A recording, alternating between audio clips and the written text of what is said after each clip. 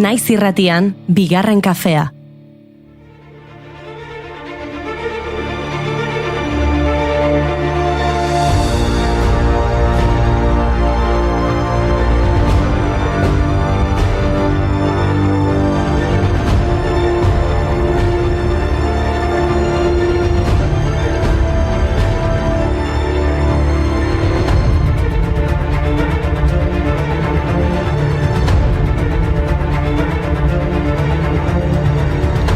Egunon guztioi, Goiuri, Mai, ongi etorri. Egunon Iñigo, egunon Mai. Egunon ekipazo, aizue, kontu bat, A ber, ni ostegunetan makarrik etortzen naiz, eta irratsaio egitea ez da erresa. A ber, zuek egunero etortzen zarete ona, eta fresko zaudete. Zaki, zuek ez zarete mundu honetakoa. Zu bai zarela beste planeta batekoa, Mai, zer duzu ba? Bai, gu gara 3 extralurtar ero. Badirudi, Ewokak garela.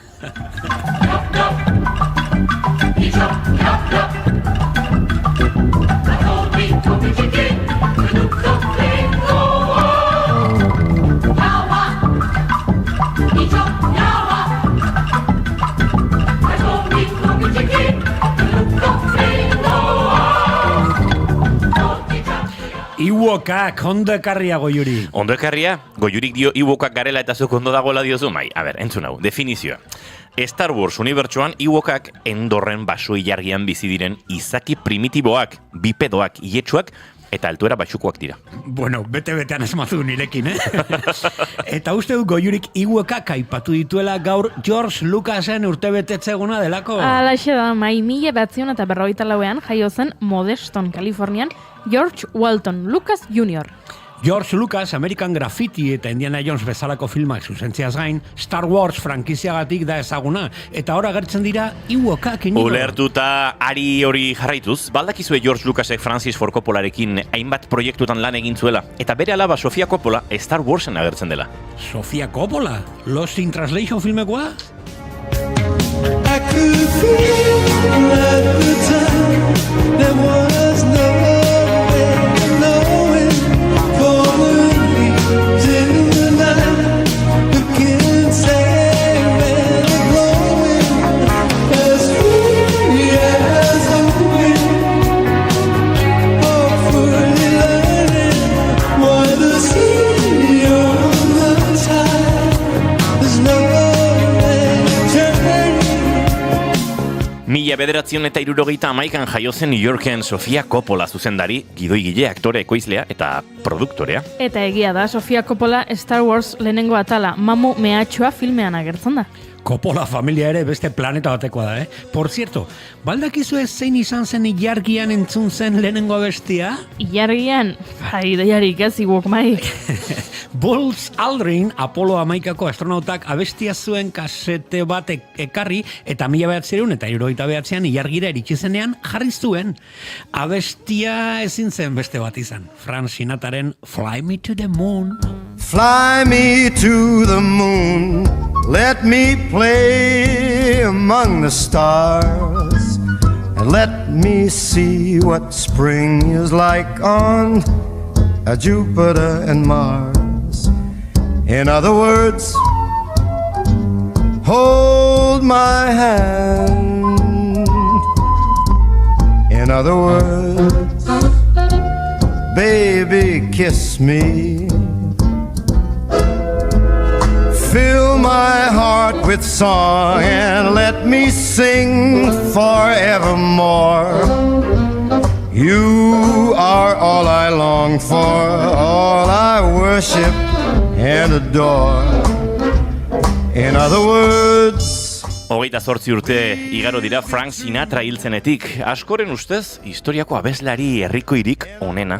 Bere ahotseremu baxu baritono batenaren antzekoa zen, teknikoki esaldietan zuen zehaztasun zainduak eta arnasketaren kontrolaren maixutasunak bere izan zuten.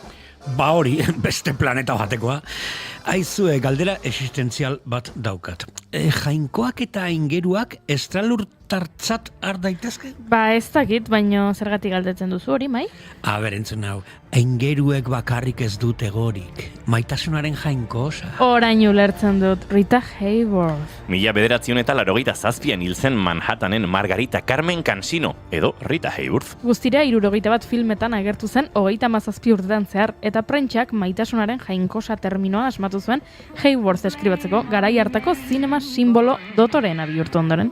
Bere pertsonaia Hilda emakumezkoen edertasunaren paradigmatzat hartzen da, eta emakumeen eta modaren inguruko irizpide estetiko eta kultural sorta baten hasiera markatu zuen. Go quake so you can put the blame on me, boy. Put the blame on me.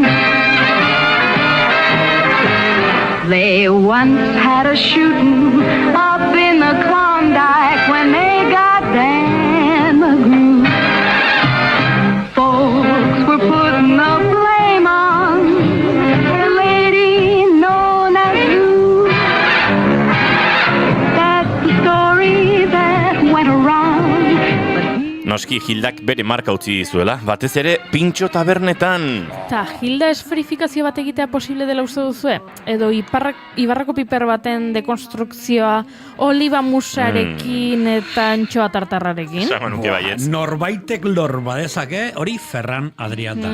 Bueno, hori ez da egia. Norbaitek lor badezake, Lander Kornago da. Baina gaurko gidoiaren errespetuagatik edo Ferran Adrià esango dugu. Hori da, Landerren baimenarekin Adriari buruz hitzengo dugu gaur. L'Hospitalet de Llobregaten jaio zen 1972an Ferran Adrià sukaldari ospetsua. Elbulli jatetxearen txef eta jabea egungo sukaldaririk onentzat hartuta dago, eta noizean behin sukaldearen alkimista deitu diote. Michelin gidaren 3 izarrekin batzuetan bere platerak beste galaxia batetik datozela dirudi mai.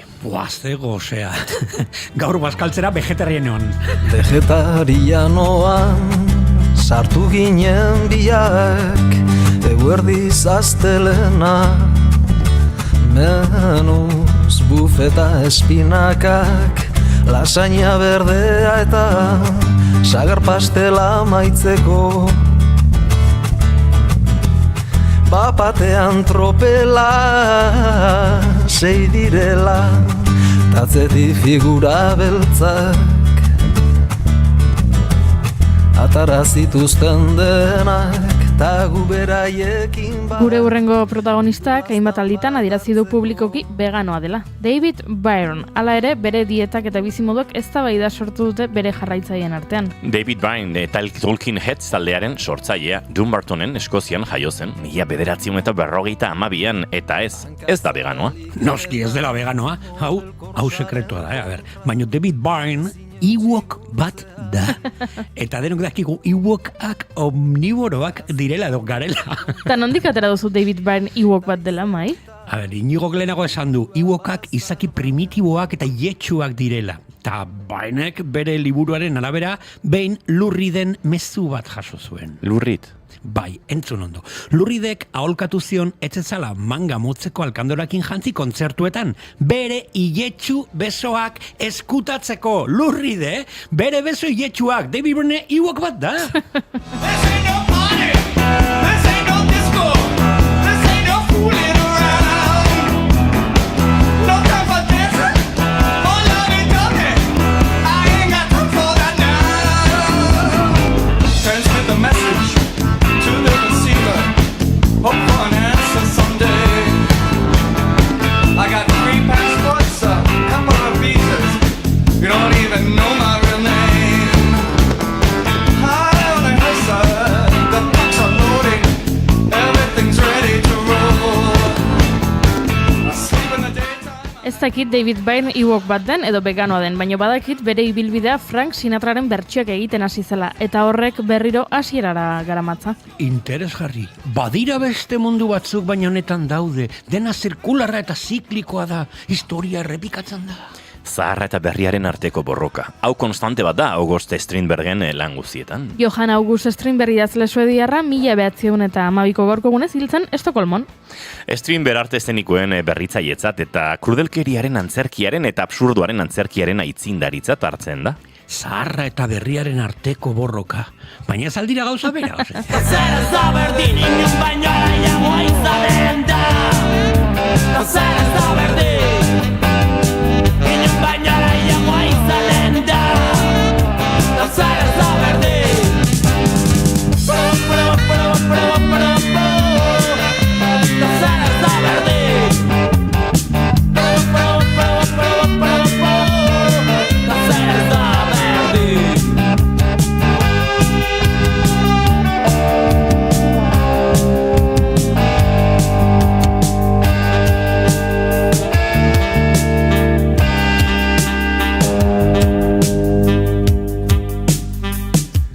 Iturri zaharretik ur berria. Gure gaurko gonbidatuak ere mundu urronetatik datoz. Inopiatik, Quebeketik, ez biak batera. Inopia Quebec sorkuntza espazio berria ezagutuko dugu Ariadna Murgialdaiekin. Maspro musikaren topagune profesionalean dira Iker Gurrutxaga eta Iraia Kambralankideak eta eurekin ariko gara topagune hauen arira. Eta korrika egitera aterako gara Julen Unanue eduki sortzailearekin. Edo rainaren modaren aurka egitera dator nordaki. Laizzer jakingo dugu. Tira, Juli Rowald musikariarekin ere ariko gara eta beraz gaurko saioa bisi-bisi eta bete-bete. Dena pres badago gure espaziontzia aireratzeko ordua da dagoeneko. Gu Iguokok, Hildak besoi jutsuekin jaten ditugu. Eta beste galaxia bateko irratsaio bat entzuten dugu. Egunon, Extralurtarrok maiatzak 14 ditu gaur eta osteguna da Mike gosarian zer hartu duen ez daukagu oso ziur, baina ongi etorri guztioi, bigarren kafera, naiz irratian zarete.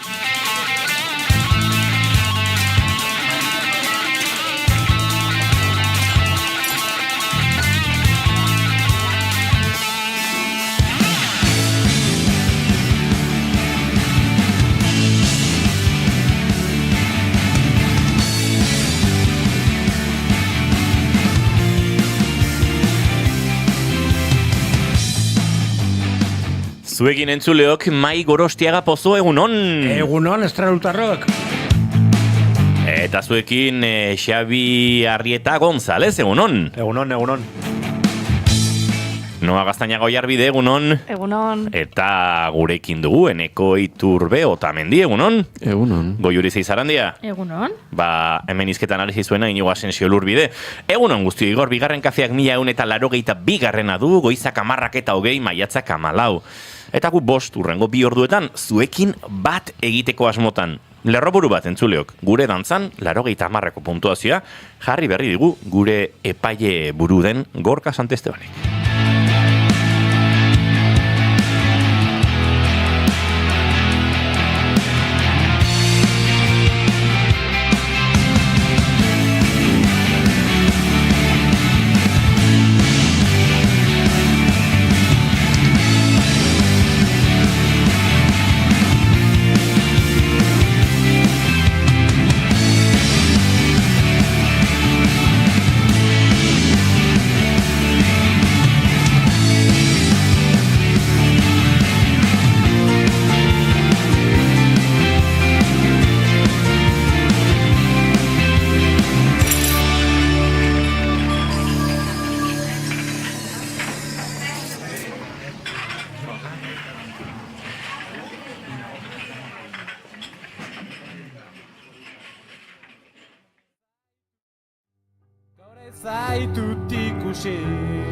Barkatu entzuleok lehenengo saldia galdu dugu eta garrantzitsua zen.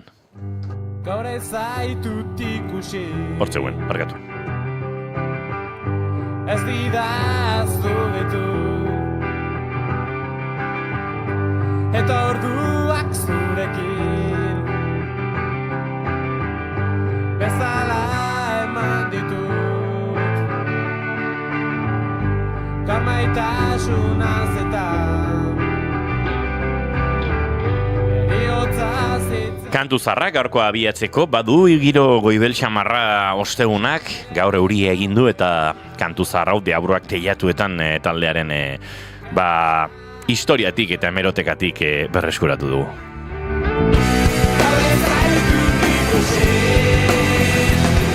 Eta maite dut kolektibo honen saltxan murgiluko gara. Mai Gorostiaga Pozo, zure maite dut zein da? Bueno, azteko azkar bat, ze polita, mai hau 6 pertsona inguratuta, ez? Nik bost esan dut ginela, baina 6 gara. Norbait konturatu da, inigo totoa da, pentsatu dute, eta hor geratu da isilik. Hainbeteta, ez? Bueno, nire maite duta, esan duzu abesteko saldu dut gaur, behi da maite duteza, bihurtzen dela maite duta, ez? Bueno, gaur nire semea txangoa zeukan, eskursio bat eskolarekin, eta nik uste nuen bazkaltzera etxera etorriko zela. Baina atzo gauean, baina igual gaueko 10:00 erditan, nola, iristen zain mezu bat esaten ere eman behar dutela bokata edo bazkaria edo zerbait, porque atxalderako gelditzen direla. Eta etxein, bueno, pizkatogora da, eta, bueno, asuntoa da, gaur goizeko... Honek erakusten doalare semea aita bezain estralurtarra dela. Bai, eta etxe guztietan gertatzen direla horrelakoak. Bainoi, zer egin, gaur goizeko 6 esnatu, frigorofika begiratu, bueno, ez dakit egin dut horrelako... Ze beldur ematen didan, mairen goizeko 8 improvisazioak. Bai, espedizio bat indet, Euskaiu Barrura, eta izugarrizko... Espeleologia egin duzu pixat mai. Baita, estalaktita, estalaktita de atún, esta otra de foie, Hau gertatzen zait aukera emateagatik. Bai. Sortu ditut horrelako sandwich dorre batzuk, bueno, eurdiazpikoa, gazta, pipergorria, batxuri, pantosta, ezakizer, eta bueno, izugarrizko sandwichak gelditu, hori gozaldu dut nik ere, porque hain goxua gelditua beste bat. Beraz, trapuzar sandwicha egin duzu. Bai, baina zoragarriak, eta semea poziko, importantena, eta motxilan bazkaria. Improvisatua izateko superona. Bai, nahiko... Bai.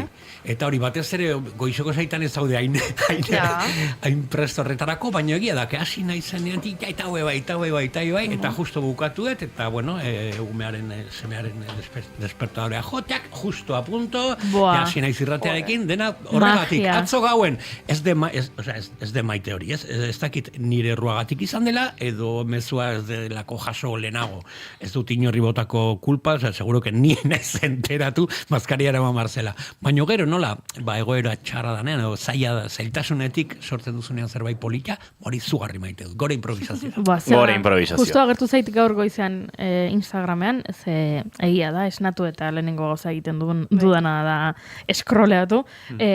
Ama batek bideo bat igo du esanez, bera ere ez dela ohartu gaur Madrilen alaba txulapaz jantzita joan bertzela eskolara, ze bihar uste dut dela San Isidro okerre ez banago, eta ospatzen dute San Isidro, guk hemen baita ospatzen dugu, baserritarren eguna delako, baina eskolara joan bertzula txulapaz jantzita, eta bideoan azaltzen zuen, nola egiten zuen improvisatzeko etxeko oial zati batzuekin alabaren txulapa jantzia. Ze egia esan, zaila egiten zait bokadioarena, baina mozorroena ere beste kontu bada, Bai, zalantzaria. Dago bideo bat, oso polita, lagundu behar diazue, reel bat, Bale, listo. Hau da, gaztelerazko hitz joku bat da. Juten da umea bezperan horrela oso beranduta esan dio bera amari. Bihar joan behar dut disfrazaduta de kastor. Bai. Eta orduan, amak kiston sustua hartzen du, eta azten da pentsatzen, nola egiten du nik orain hau, hortz biola ondi xamar jarriko dizkiot, eta prestatuko dugu, eta gau osoa pasatzen du, zera, josten eta prestatzen, eta kastore jantziarekin dijoa umea kotxean, eta batean ikusten du, hartzai jantziz dijoa zela beste guztiak pastor esan nahi zuen umeak, eta, kastor esan zuen, eta bastante xarmangarria sortatu zitetan bideo hori. Nik baukan lagun bat, eta hau badakitegia dela, juntzan Gabonetako ikuskizunera umea erles jantzita, eta beste guztik ardiz, mañana tengo que ir de abeja, tengo que ir de oveja. Eta benatakoa bera juntzan erles jantzita. Baina, jaiotza polita gelditu zen, aleitxu entzat. Xabi, zina zure maite duta? Gaurko nire maite duta da, testuingulo jartzeko, atzo arratsaldean unibertsitatea joan behar izan nuen aurkezpen bat edo presentazioa tutorearekin bilera bat edukitzeko, lan bat aurkezteko, eta ideia basikoa zen, nire guk egindako lana irakasleari aurkeztea, ez? Zergatik, beak galdera batzuk eman zizkigun, eta guk galdera horiek erantzunez, 10-15 horriko informe bat idatzi behar genuen. Eta sartu nintzen tutorearen bulegoan, eta hitz egin genuen ia denaz lana kenduta. Hasi nintzen hor, galdera bat zen, pozik bizi zara, eta zer ikusten duzu zure etorkizunarekiko, bai arlo pertsonalean edo arlo profesionalean. Hasi nintzen hor kontatzen, informean idatziena, eta gure azkeneko 3 gaiak izan ziren, apirilaren 18an Sevillan negoela, estadio barruan, praktiketan, orain bukatzen dudala eta berzemu, zer egiten deten, ze espero deten urren urteako, eta beste gai bat, beste, horrelako gai bat, ez zena informearen inguruan. Zen, ez dakit, zein zegoen kanpoan itxaroten, zenbat minutu gauden itxaroten, ze asmo neukan arratsalderako, holako galderakin bukatu genuen. Bastante ondo. Bai, ondo. Sanzian zu, ja, nota nahiko daukazu, ez dakit, eman zion benada edo, hola, klik egin zen buruan, eta beste gai ingura nintzen genuen, eta ni pozik, hola, informea gutxiago begiratu behar nuen. Neri gogoratu zait, nik unibertsitatean egin nuen lehenengo bileran, zan baita txosten baten ingurun hitz egin behar nula. Azkenen bukatu genuen Breaking Bad telesaian ingurun hitz egiten irakaslea eta biok. Eta holako konversazio goatu zitzaidan, nola, lanan ingurun hitzen behar genuen, hitzen genuen, beste bizitzako gauza, ez dakit, simple batzutaz, ez? Eta egia da gauza horiek, bai, polita diala. Etorri zait azken gaia, zan, TFG-an zer egin deten. Eta, basikamente izan da, TFG-ako txostean idatzi behar duna, behai esplikatu nion. Esplikatu nion, kuadriako proiektu bat bezala dela, zein deten, nola indeten, eta hortaz aritu ginen. Ze ona. Metro eta 52 zentimetro neurtzen dituen Noa Gaztainagak igual aulkia altxalezak ez. Nik ikusten dut hor pertsona bat, iwok altueran. Eski hola zion, bardu nola eserina izakit. Badirudi, Xabik eta Eneko kateratzen dizkiotela 2 buru noari. Niet nahi zain majua, Horregatik, eta gu ez galtuak. Ja. Eneko da estandar, bai. Altu xamar. Nik dakatena da, altuera geizte ditena dala Kriston Txepazarra. Bai. Nahi pixka, bai. Zuzendu bizona, zuzendu. Bai, saiatzen naiz, baina gauza batzuk egunero ezin diain. Ez dia lortzen. Zeina zure maite dut, Anoa? Ez oan nahi gara etzaiten unibertsitateataz, eta atzo komentatu genuen Eneko eta nik azkeneko klase auki genula. Horrek nahi baita pixkat, maite dut ezan bateit, eski igual pixka sonatzea barraro, baina ni gehiena disfrutatzen una unibertsitatea gutataz zan bidaia, ze ni beti okiet kristonerristasuna kotxeen loiteko. Eta zan, jute nintzen, nik inoizen ungidatzen ze, nire lagunak etortzezian bila zizurkira aldetik, orduan beti behiek etortzezian nire bila, eta egitan, jute ginean, ordu 10 ordu 10 buelta, 2 ordu eta 20, ni lo seko, eta esate zaiten lagunak nola itezu, ze buelta ze ginean ordu batak eta piko, eta behik itzeiten ezagizi eta ni baina batzen superlo juten nintzen, eta esaten nien jo, ezakit. Eta kotxeen hartzet montatuta lo seitun, eta gero etxen, kostatzen zaik kriston pila. Eta atzo pentsatu nuen, ja bidai hori bukatu jala. Eta pixkapena ziten, baina bueno, jazta. Ume jaio berri bat bezala zea. Bai, ez, kotxen bai, gero gidatzetenen, eta gero gidatzea biago espero, gidatzea bai, oia. Ez. Ondo bengo zan. Bai, baina egitan, disfrutatzen kriston pila, loita kotxen, eta herri sartzelo. Así que, unitikan zerbait botatzei bait faltean hori izango, beste guztia ikustez. Galdetzen dute txatean zein den zuen azkeneko eguna bertso bat botatzeko. Bertso bat zuei, ez zuek bertso bat botatzeko baizik eta... Espero. Behaiek guri. Despedida modura. Ez dakite noizen, bereien eguna, bale? Ez dakite, Jara izter. Juteko prestatzen ja. Jara izter. Zuko hain didaztu orduak sartzeko, zure praktikaldia gainditzeko, orduak... Bertso bat baino gehiago. Hori bai, bota diezaiek ezu bat, nolabait bide erdiko bertso bat, Gorka.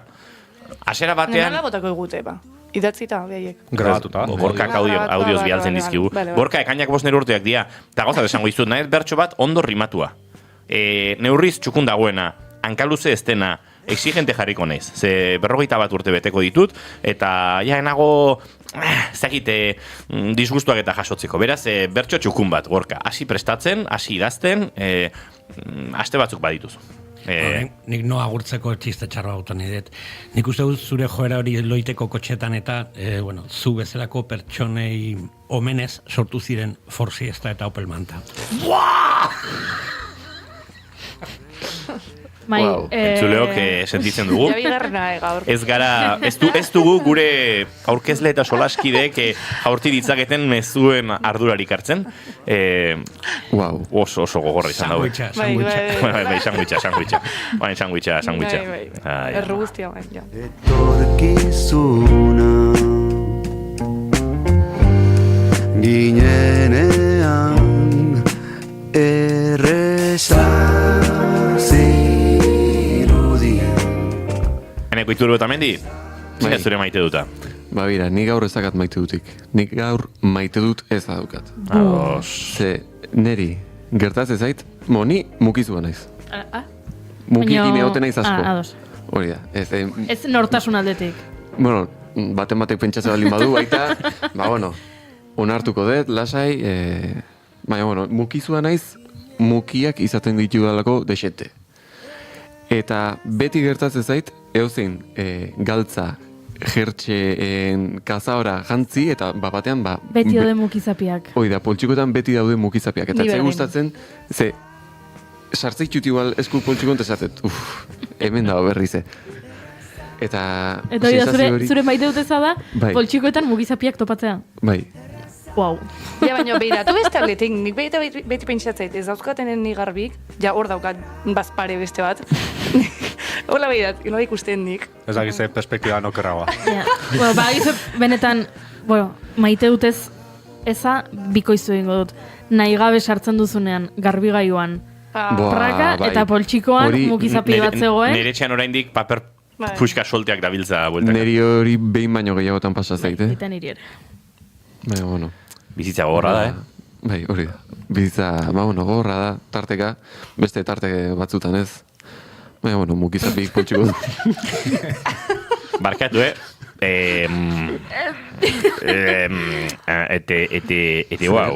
zure esaldia izan dela filosofia esaldi bat. Txiste txarrak, esaldi filosofiko txarrak. Ez filosofiko txarrak ez, da filosofia modernoa. Eguraldi txarra, daukagu hemen, urteko irratsaioaren ondasaria emango digute. Esango nuke.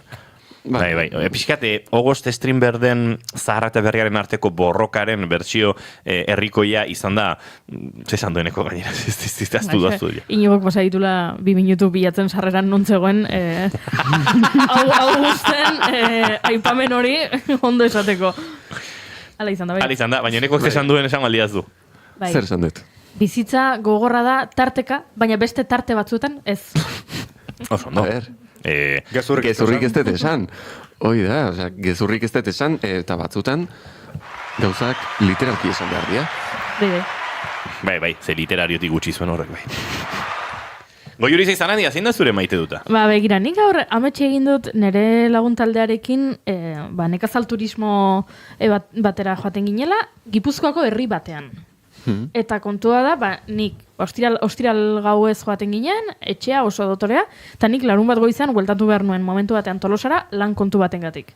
Eta gero, bakarrik bueltatu behar nuen nekazal turismora. Eta orduan zer gertatzen zen ametxean, ez nintzela gogoratzen ze herritan zegoen nekazal turismoa hori.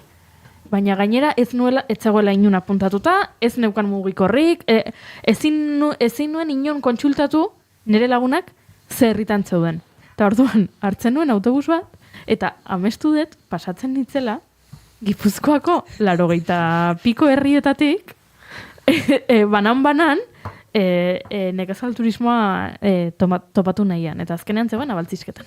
Baina izan da, oso bidaia polita, ze ni sartzen nintzen autobusean, jaisten nintzen herri batean, begiratzen nuen alde batera eta bestera, eta esaten nuen, hau ez da herria, berriro autobusean sartzen nintzen, urrengo herrira jaisten nintzen, hau ez da herria, eta bidaiatu dut, ametxetan, Gipuzkoa osotik, bai? Ze estresa, ez? Ez da... ni pixkat estresatu nahu pentsatzeak, bai. Baina izan da bidaia politxo bat? Ja, baina ez dakit herri bakoitzan jetxi, hau ez da herria. Hau ez da, venga, urrengoa. Goiuren sarrera estudioan, gaurkoa... Parkatu, konta idazu hau. Momentu honek, interes berezia piztu dit bapatean. Estresanta ez da sartu. Esan behar gaur goiuri estresota ez dela sartu. Xabi, eta jau nahi ditugu. Iriki duzu ate bat eta nahi dugu barruraino sartzea. Kantuan. Bai, Imanole jarraitu egin dio. Sartu naiz, abesten, Zamba du Brasil! Ei, du Brasil! La Zamba du Brasil! Eta dantzan sartu naiz, bai? Egia da? Bai. Ah? Ba, posten gara, baina gero pixkan makaldu egin zaizu, animoa. Bai. Bai, esan du, zuk makaldu diazu. Baina iz ikusten zaplaztekoa nola datorren. Zuk esan duzu. Ba, nik maite dute haurtzaroaren giro fisikora edo giro energetikora itzultzea. Atzo, ni jaio nintzen auzoan, bizidan ere lagun bat, eta atzo aritu ginen, izketan eta trago bat hartzen, eta hurbildu behar nuen beste traste bat, eta kotxez hurbildu nuen bera, eta aparkatu nuen, esan, nere izeba etxean baldin badago, bisite egingo dio, ze antxe bizidan, gu bizi ginen etxearen gainean bertan, eta orduan hori egin nuen, idatzi izebari, etxean altzaudet izeba bai da, jo nintzen. Eta antxe aritu ginen, kroketa batzu jaten eta izketan, eta antxe lehiotik ikusten da Monaren etxea zena, asensorearen inguru horretan ikusten da Tolosako bista oso polit bat, nik umetan egunero ikusten nuena, eta nostalgia puntu bat piztu zidan, nola gozoa, eta ara berean izeba osabekin, eta nire lengusinaren alabarekin, antzegoelako beratxona monekin, tartetxo eder bat pasa nuen, eta horixe da nire maite duta. Nire historio luzeenak kontatuko dizkizut gauean. Ba, aurrera egin beharko du, beraz Xabi, Noa eta Eneko beste eginkizun batzutan utziko zaituztegu, eta gure hurrengo gonbidatuak aurkezten hasiko gara. Agur. Gero arte.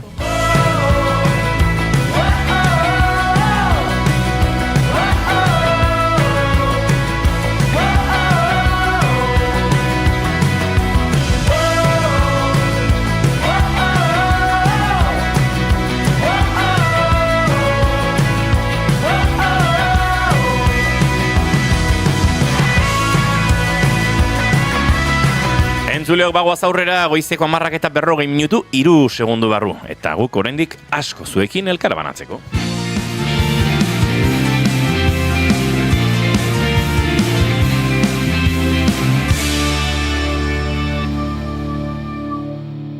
Bigarrenak ez direlako beti okerragoak, bigarren kafea.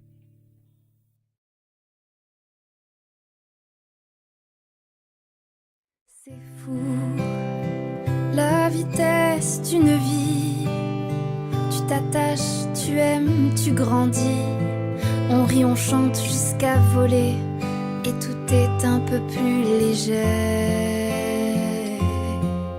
C'est fou, ces moments qu'on... Entzuleok Durangoko azokan ezagutu genuen elkar, ondoren gure laborategiko elkarrezketa akustikoetan izan zen, eta azken aldien ere izan dugu elkarren berri. Zergatik, gugandik gertu joko zuela sentitu eta aspaldia bisatu zigulako, aizue, bigarren kafeko lagunok, Donostian hariko naiz, Imanol Arzabal aretoan, maiatzaren 15ean, arratsaleko 7:00 eta guk pentsatu dugu, gonbidapen hori guri helarazi dugun bezala guk gure entzulei ere helarazi nahi geniela. Julie Robalt abeslariak Eklor diskoa aurkeztuko du Donostian, bi arain zuzen ere, eta gukarekin tartetxo bat hartu nahi genuen. Julie, egunon, forman?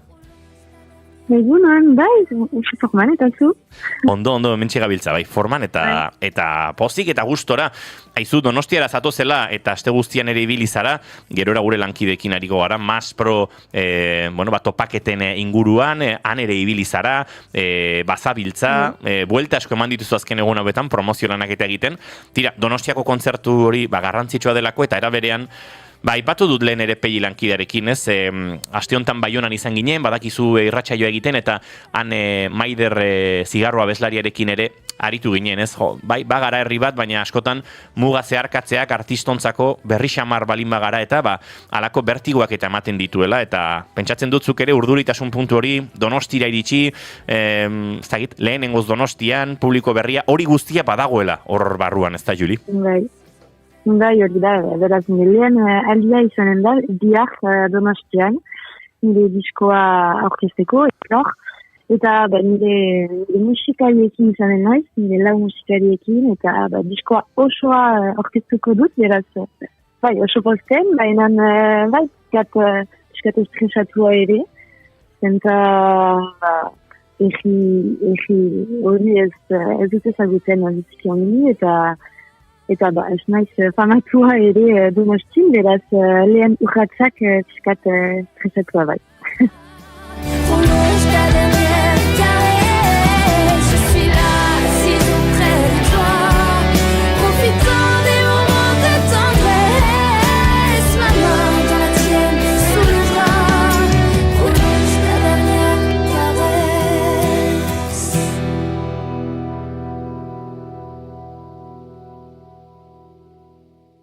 Entzun dugu Dernier Caresse eta Juliren eguzkiari begira kantuarekin egingo dugu aurrera eta tira, saiatu gara beste bide batetik konexio egiten, Juli estaldurazetan nahiko justu ulertzen ari ginelako, beraz orain berriro, Juli ongi etorri gurera, Eixo.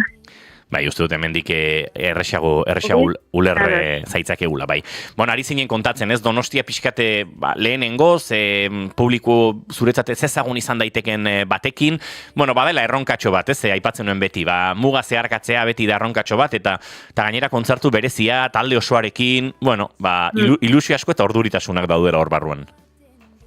Baizinez, piskat estresatua, baina oso posten naiz, nire lehen urratxak egitea bihar Donostin, nire diskoa osoa orkestuko dut, eta nire lau musikariekin, beraz gitarra elektrikarekin, gitarra akustikoarekin, basoarekin, bateriarekin, eta kontzertua pop-rock estiloan izanen da, eta momentu goxo bat asatuko dugu elkarrekin. Aizu, banda osoarekin ere ez dira beti taldekide guztiekin, lau musikarirekin, hainbeste kontzertu emateko aukerare ez da izaten, askotan ikusten zaitugu, bakarrik, bikoan, egokitzen formatu ezberdinetara, eta beraz esango diogu entzuleari Donostian Juli entzuteko aukera paregabea dutela, oso musikari honek zingura dutazoa zelako gainera. Zinez, azkenean bihar gure bigarren aldia izanen da, taldea osoarekin.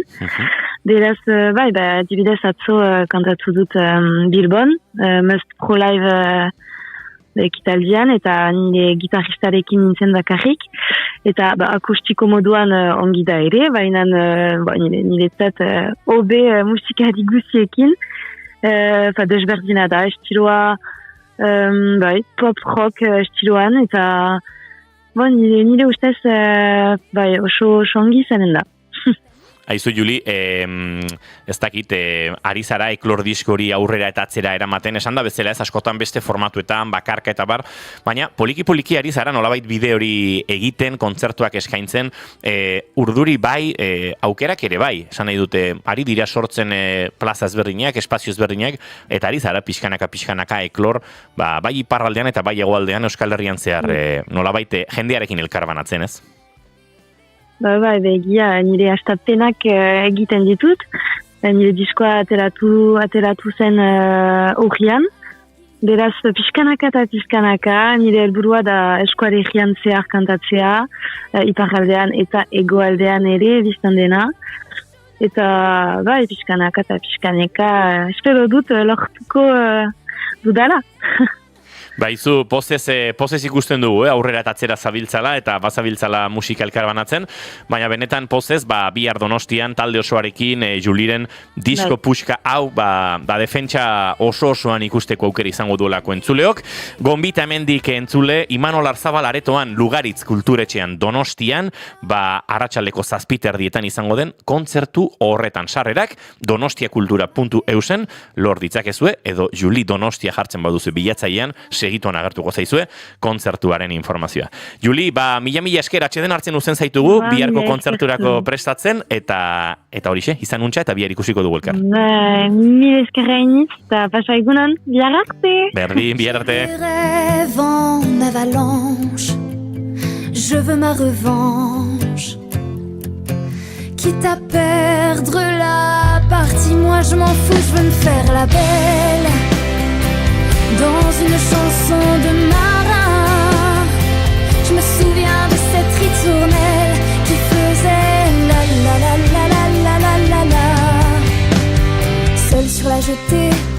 Goizeko 10:40 eta guk urrengo gonbidatua aurkeztu behar dizuegu segituan.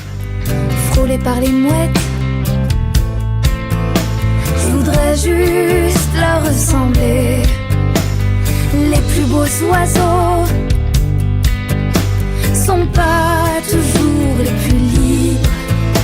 Moi je voudrais vivre dans un monde piano, piano, moi je m'en fous.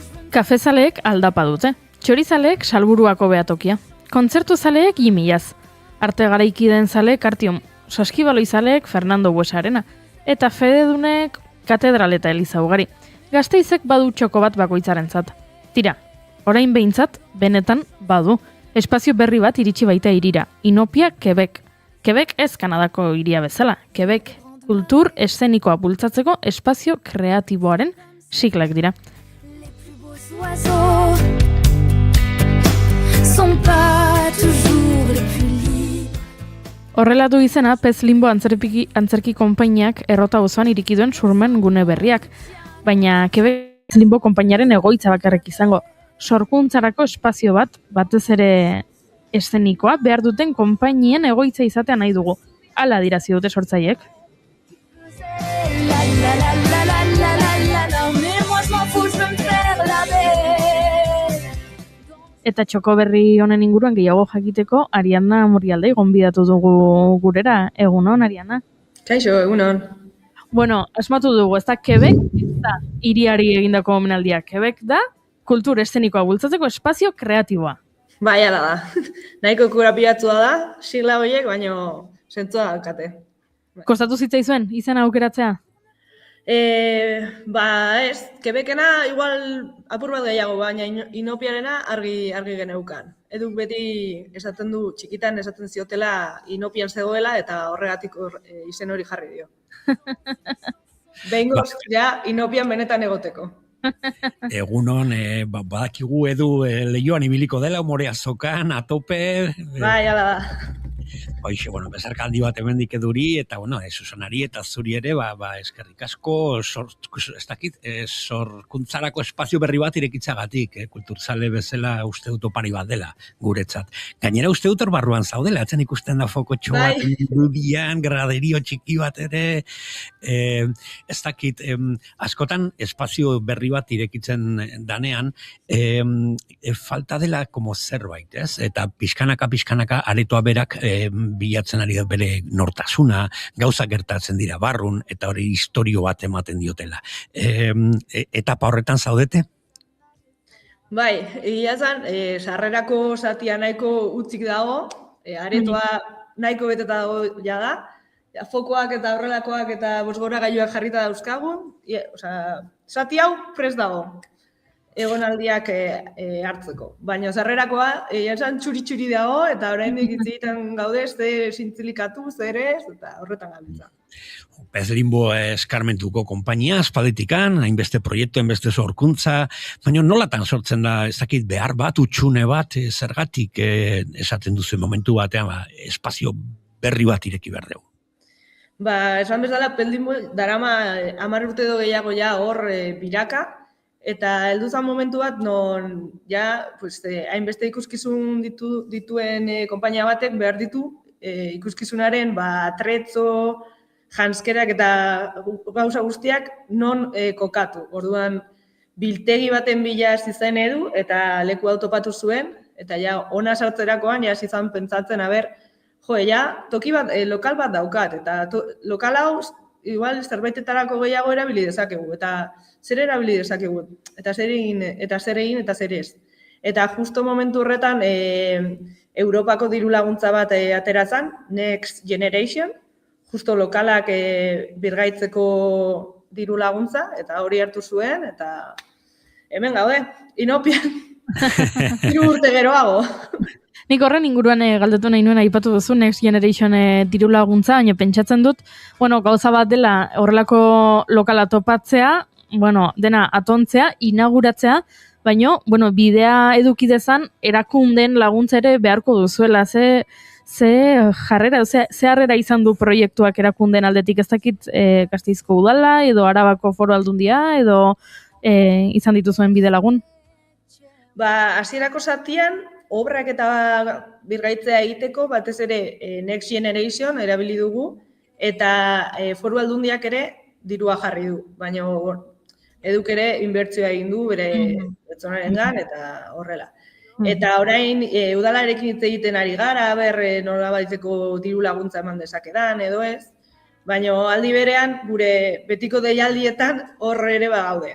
Orduan, egonaldiak kudeatzeko eta aukera emateko, betiko deialdietara aurkezten ari gara.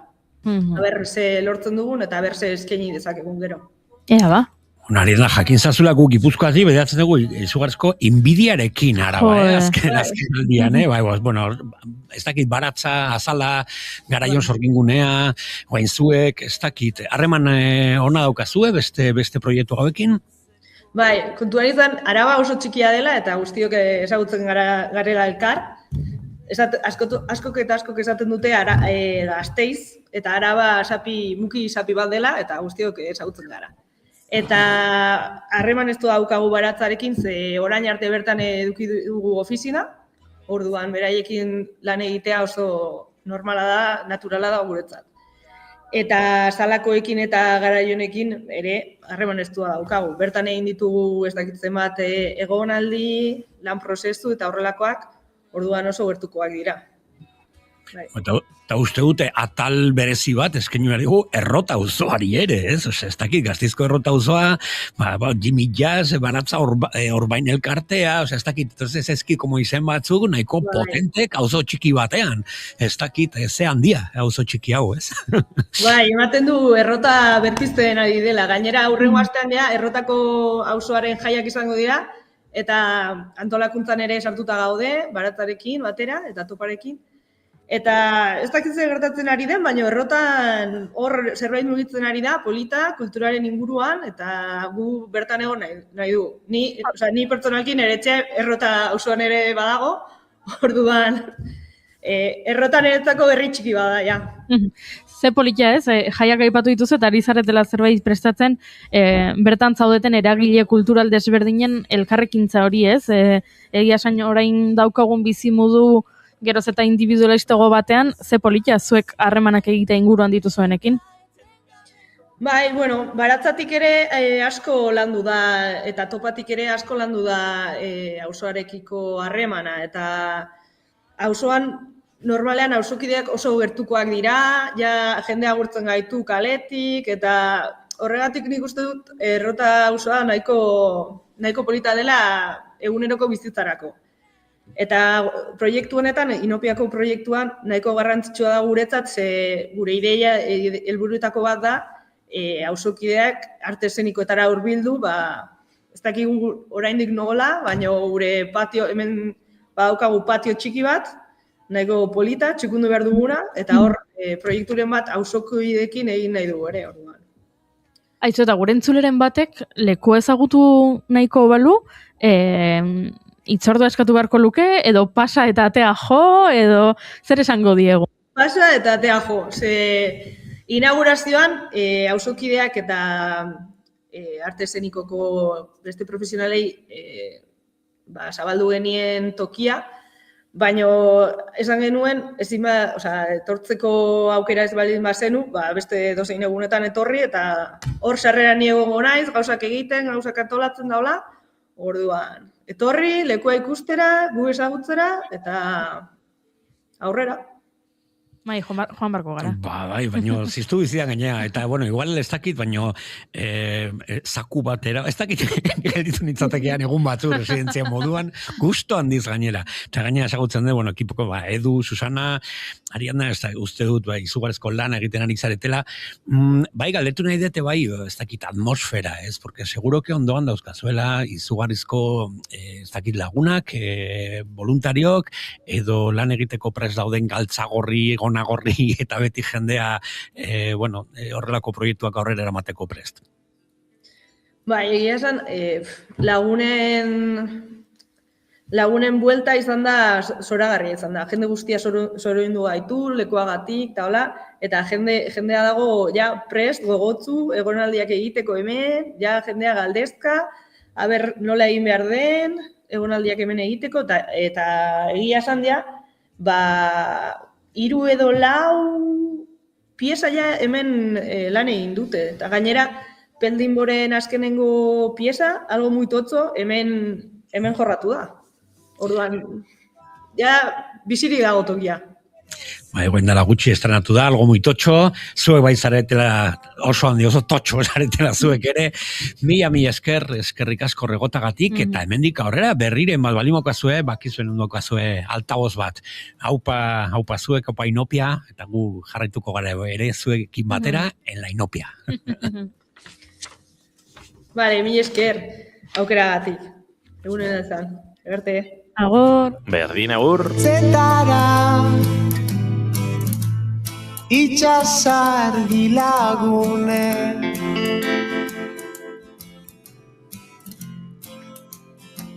bidalita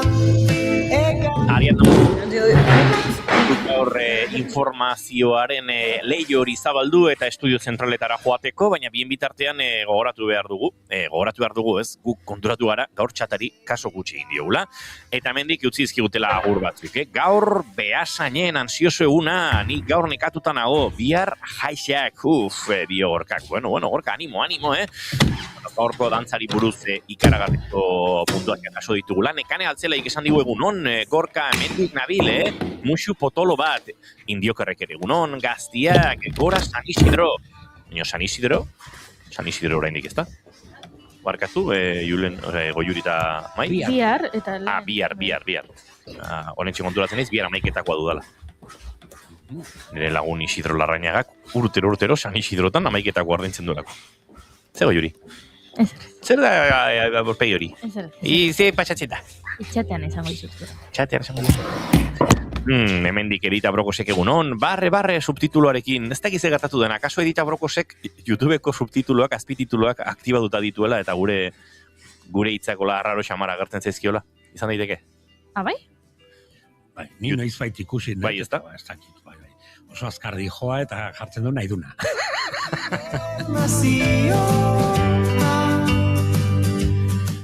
Gu ez gaude Izaki Gardenak taldearekin hibernatzeko, naiz eta giroak, eguraldiak pixka bat hibernaziorako gogoa piztu diezaiokeen norbaiti.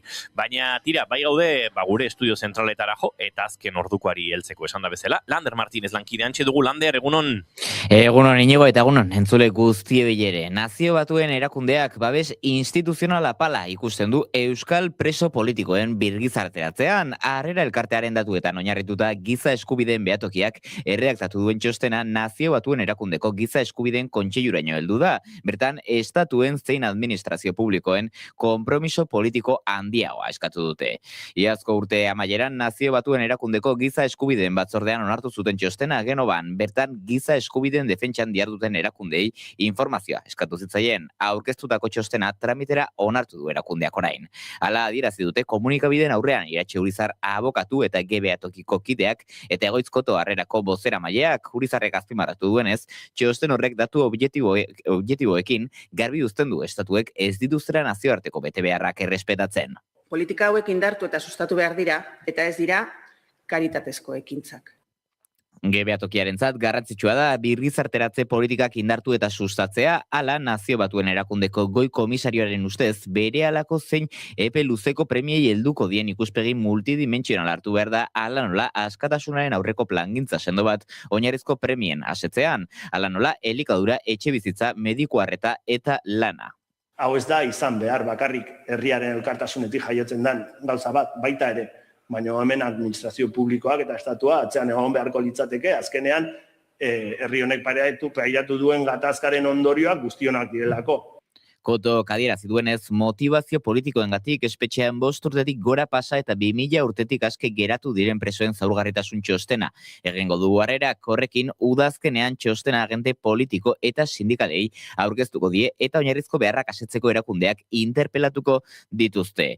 Esan behar dugu ere Pariseko dei auzitegiak atzeratu egin duela Josu Urrutiko etxearen aurkako euroaginduari buruzko erabakia, ekainaren 3 jakinaraziko da Santiago Pedraz epaile Espainiarrak eskatu harturiko estradizioari buruzko erabakia. Fiskaltzak zein euskal militantearen defentsak Pedraz epailearen estradizio eskaera zalantzan jarri dute, non bizi den printzipioarekin talka egin dezakelako. Pertsona bat ezin delarik delitu berdinengatik birritan epaitu Espainiar Auzitegi Nazionalari informazio gehigarria eskatu diote.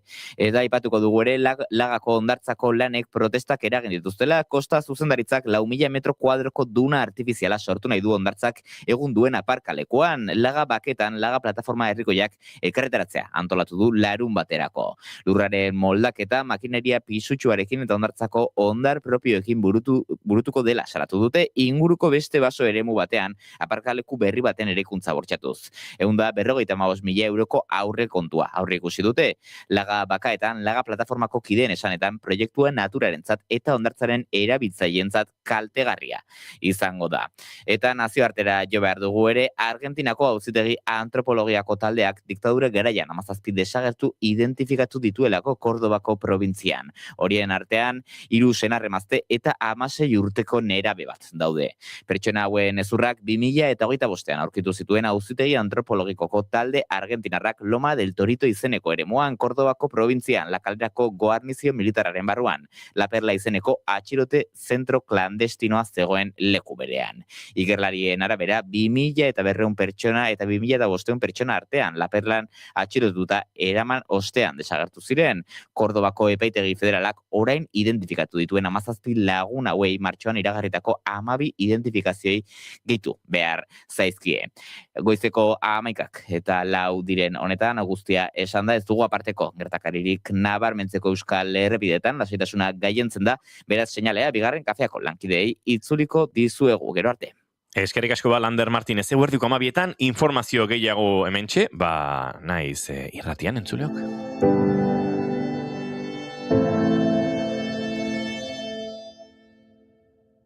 Belardietan galduta, pentsamenduak arrotzen hasten dira, oinotzak bidean. Inora ez gara matzanaren beldurrean, isiltasunean zarata. Amets pixelatuak agertzen hasten dira, askapen deziren baita.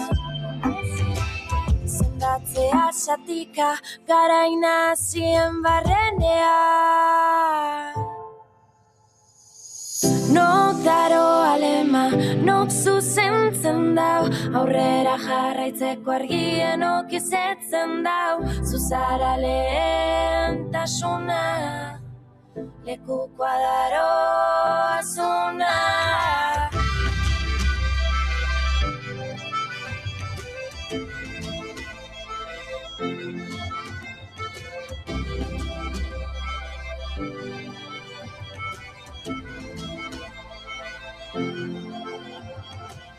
Erantziaren erdian, beldurrez beste zer ez dut sentitzen azalean, ondoratzea naiz. Bizitzak min ematen dit, negu hau luze doa, hotz naiz gaur ere hemen. Lema eta lekukoa Eitzi eta Inez Osinagaren arteko kolabo hori gara entzuten, hain zuzen ere, Eitzi izan delako, azken bi egun hauetan, lehen ere aipatu dugun, Mas Pro, musika bulegoak antolatutako topaketen protagonistetako bat.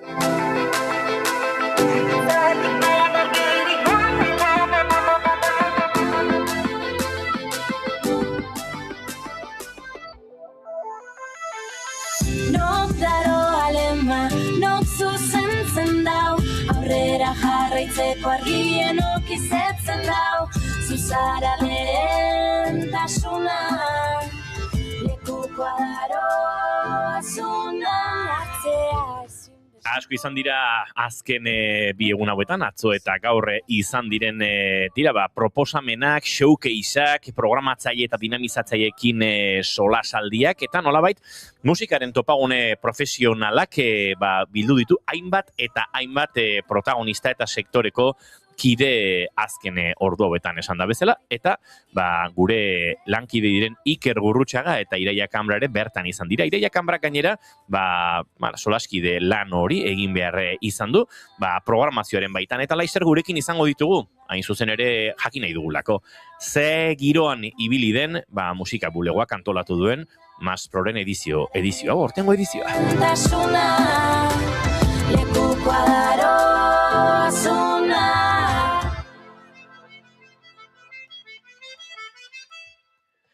Eta bertan esan da bezala gauza ugari gertatu dira, baina bereziki entzun ikasi elkarbanatu denetari gertatu da, hainbat irrati podcasten presentzia eta bestelako ere bermatu dira, eta gaur oraindik festa edo saltxa bete-betean dira, goizetik hitzaldi izan da, ekoizpen musikala adimen artifizialaren aroan izen burupean, bertan Aitor Castillo izan da hizlari, eta ondoren iaia ordu berean ere beste hitzaldi bat ari zen gertatzen, hau ere gaztelaniaz, 2026an ezagutu behar dituzun legeari buruzko 10 gai nagusiei buruz Maria Jose Pérez izan da, hizlari. Oraintxe, 11:00 11:45 tarte horretan, atxeden aldian dira, coffee break edo cocktail, alatxe ditu dioten, Mentxugal terrazan ari dira horretan, eta mendik aurrera ere badatoz bestelako proposamenak eta bestelako hitzaldiak, eta esan da bezala, gukune batetik bestera gurekin izango ditugu, Iker Gurrutxaga eta Iraia Kambra, baino gaur egunean zehar, gertatuko zaizkigu beste hainbat eta hainbat proposamen. Esan da bezala, atxeden giroan dira oraintxe, baina atxeden aldia bukatuta, speed meeting industriako profesionalekin. Hemen, hainbat profesionalek batera hartuko dute parte, eta ondoan mainguru bat izango da. Konkistatzeko programatu jaialdi eta azoketan audientziak erakartzeko estrategiak hemen Andrea Calleja, Joan Rial eta Jordi Albareda izango dira. Abesti hau nahi datziet eskaini.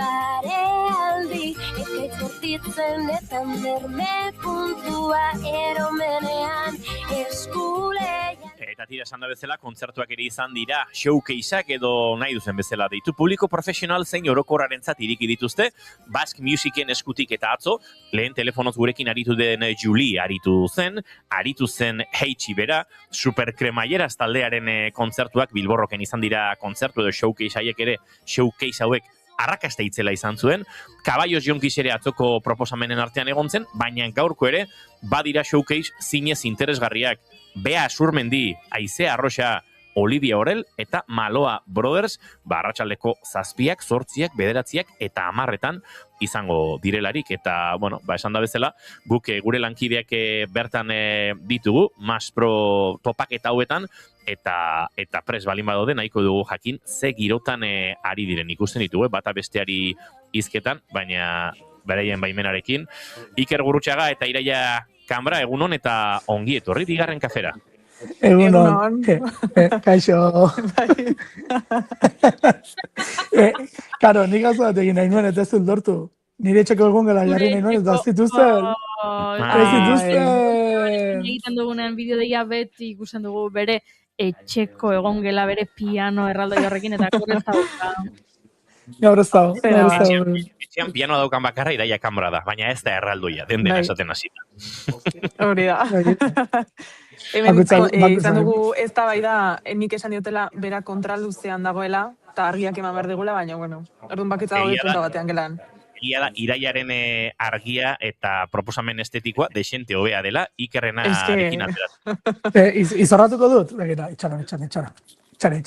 Eman minutu bat. Nik hobetuko dut, eta... Bueno, Iraia ondo daukagu kokatuta, eta postonekin hori bai, hemen, gauzat esango dizuet, Iker entzuten dugu pasiotatik barren hemen ikaragarrizko zarata egiten. Iraia, aipatu dut musika bulegoaren eskutik Must Pro, topaketa hauek gertatzen ari direla, atzo eta gaur, showcaseak aipatu ditugu, atzo Eitxi, Juli, Superkremaieras, hirugarren honek ikaragarrizko arrakasta izan zuen, ez dakit bertan izateko aukera izan zenuten, Caballos Jonkiz ere izan zen, gaur beste talde batzuk, baina batez ere egun guztian zehar, hitzaldi, solasaldi eta osnarketa espazio luzeak, akaso, batzutan nekagarriak ere, informazio asko maneiatzen ari zaretelako, ez? Bai, begira, atzez genuen izan aukera joateko showcaseetara, esan behar daukat, ni negoela bazkal ordurako ja oso nekatuta nengoen, orduan arratsalean arratsalean zegoen podcast bat ikusi genuen eta gero ja lotarako tokira joan ginen, baina bai, egia esan, hitzaldi asko dira, mainguru asko dira, informazio asko da, noski informazio guztia ondo datorkigu, guk ere ikasteko eta hausnarketak egiteko, baina egia da burua bai daukadara bintzat nekatuta, informazio asko dela, gainera gero arratsalean nik daukat hitzaldea, orduan daukat informazio fluxu asko buru gainean, eta zaila da pixkat gestionatzen, baina egia da kontatzen duten guztia oso interesgarria dela.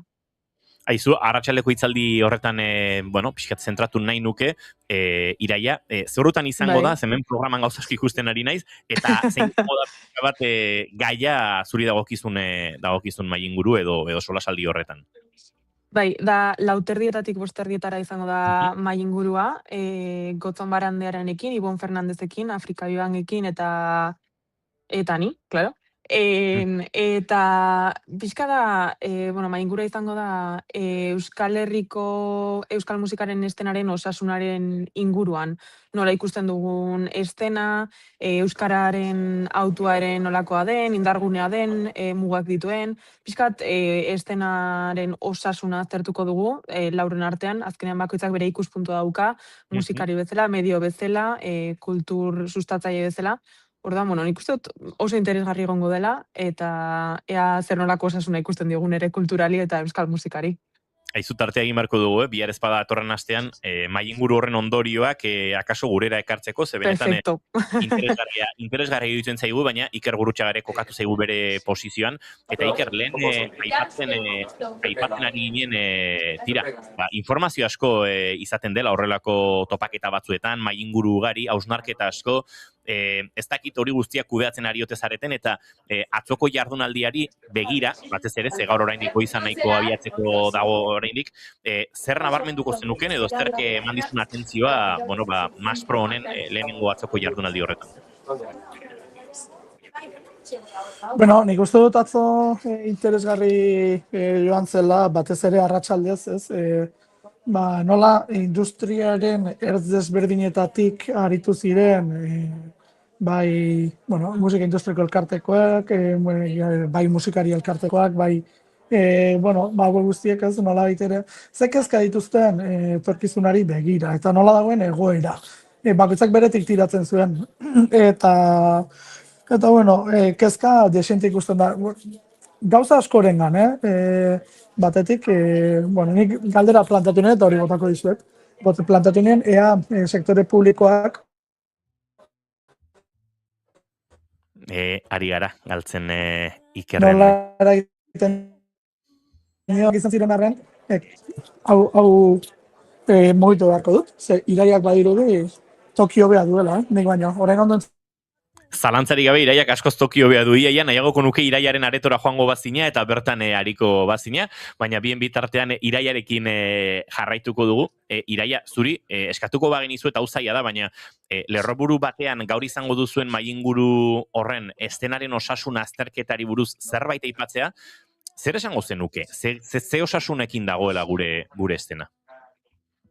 Nik, eta hau da, mailiguruan egongo nintzera esan zidatenetik hausnartu dudana, izan da, badela oso anitza, baina oso zatikatua ere, eta adibidez, bai atzo aurrera ekitaldean eta aipatzen zena, zen oso beti saiatzen garela ez, estena aurrera ateratzen, baina adibidez, egun hauetan hitz egin duguna, hasten ari diren taldeek edo bintzat, instituzioak eta laguntzak eta horiek denak oso urrun ikusten dituztela, ez?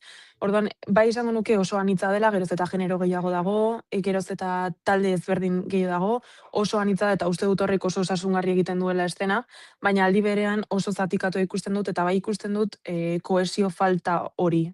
Orduan, pixkat osasunan ikuartik ikusten dut, eta gaur ere gai horiek jorratuko ditut, gaineranik pixka bat ere emakume eta gizonen arteko ezberdintasunetan sartuta, hor kohesioa inondik inora ere ez dago, ez? Orduan, pixkat hortik tiraka, bai ikusten dut anitza dela, baina baita oso zatikatua, fragmentatua, eta oraindik kohesio falta handia dagoela. Iraia lehenik herri galdetu dio, baina zuri ere egingo dizut galdera atzo showcaseetara iritsi etzinen iritsi, ulertzen dugu, nekea ikaragarria dela korrelako jardunaldietan, baina jardunaldietan izan ziren hausnarketa horietatik, eta asko izan ziren, ez dakit negozioa bestiaren atzean, kudeatu zure lanak eta ekipoak modu digitalean, ez dakit sektorearen panorama eta erronkak, podcast gintza eta bar, zer azpimarratuko zenuke, zerk eman zizune atentzioa eta nahiko zenuke ekarri gure entzulentzat? Ostras, gauza asko dira, nik esango nuke pixka bat, igual gehien landu zen gaia eta niri mintzat gaur egun interesgarrienetako iruditzen zaidana dela, digitalizazioaren gaia. Nola digitalizatu den dena, eta gaur egun musika ateratzea ez dela bakarrik estudio batean geratzen den lana, gero dagoen marketing kanpaina, digitalizazio horretara eramatera zuen musika, sare sozialak, marketing kanpainak, uste dut gaur egun geroz eta handiago egiten ari dela prozesu hori, zailagoa ere, eta hor denean oso zaila dela diez, osasun mentala bezalako gauzak mantentzea, eta hortik ondo ateratzea, eta osasun mentala ere bada jardunaldi hauetan lantzen ari den gai bat. Orduan, esango nizuke hori, digitalizazioaren eta osasun mentalaren arteko oreka hori mantentzea badela erronka bat, eta oztopo bat aldi berean ere.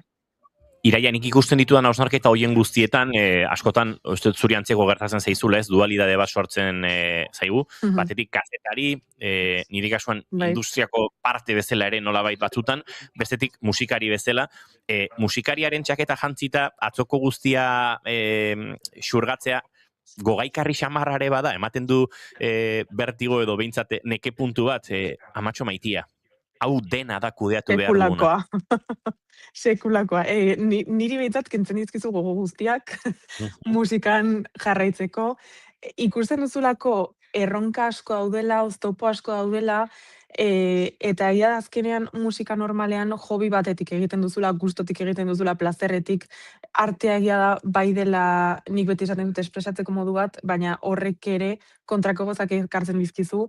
Uste dut zailtasun asko daudela, aurrekoan atzo finantzak eta buruz hitz egiten zen, instituzioekin daukagun urruneko erlazio horretaz. Uste dut dena oraindik prozesua zailago egiten duela, gehiago da musika bulegoak bitartekaritza lanak egiten dituela, eta hortan ere, ez dakit sustapen handiak egiten ari direla, baina egia da niri behintzat gogoak entzen dizkizu, naiz eta ikusten duzun, saiatzen direla positibo mantentzen, eta lanak errazten, baina nekea uste dut nabari dela, bai musikaren hartan eta bai industrian bertan, eta horrek esango nuke pixka bat zailtzen duela dena.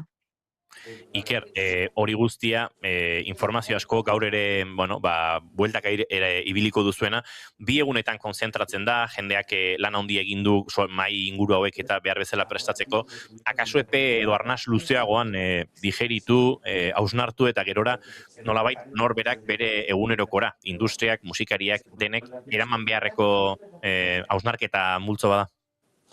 Bai, azpairi gabe, horrez gainera, nik uste dut, behar dilera olako elkargune gehiago. Ari dira egiten, uda berrian. Ez, neguan izan zen. Jimmy Jazzek ere egin zituen bere... izan ziren, gainera moderatzaia bai. Hori da, haietako batean izan nintzen. Okerrezpa naiz, zerak ere, aurkak ere egin du zerbait.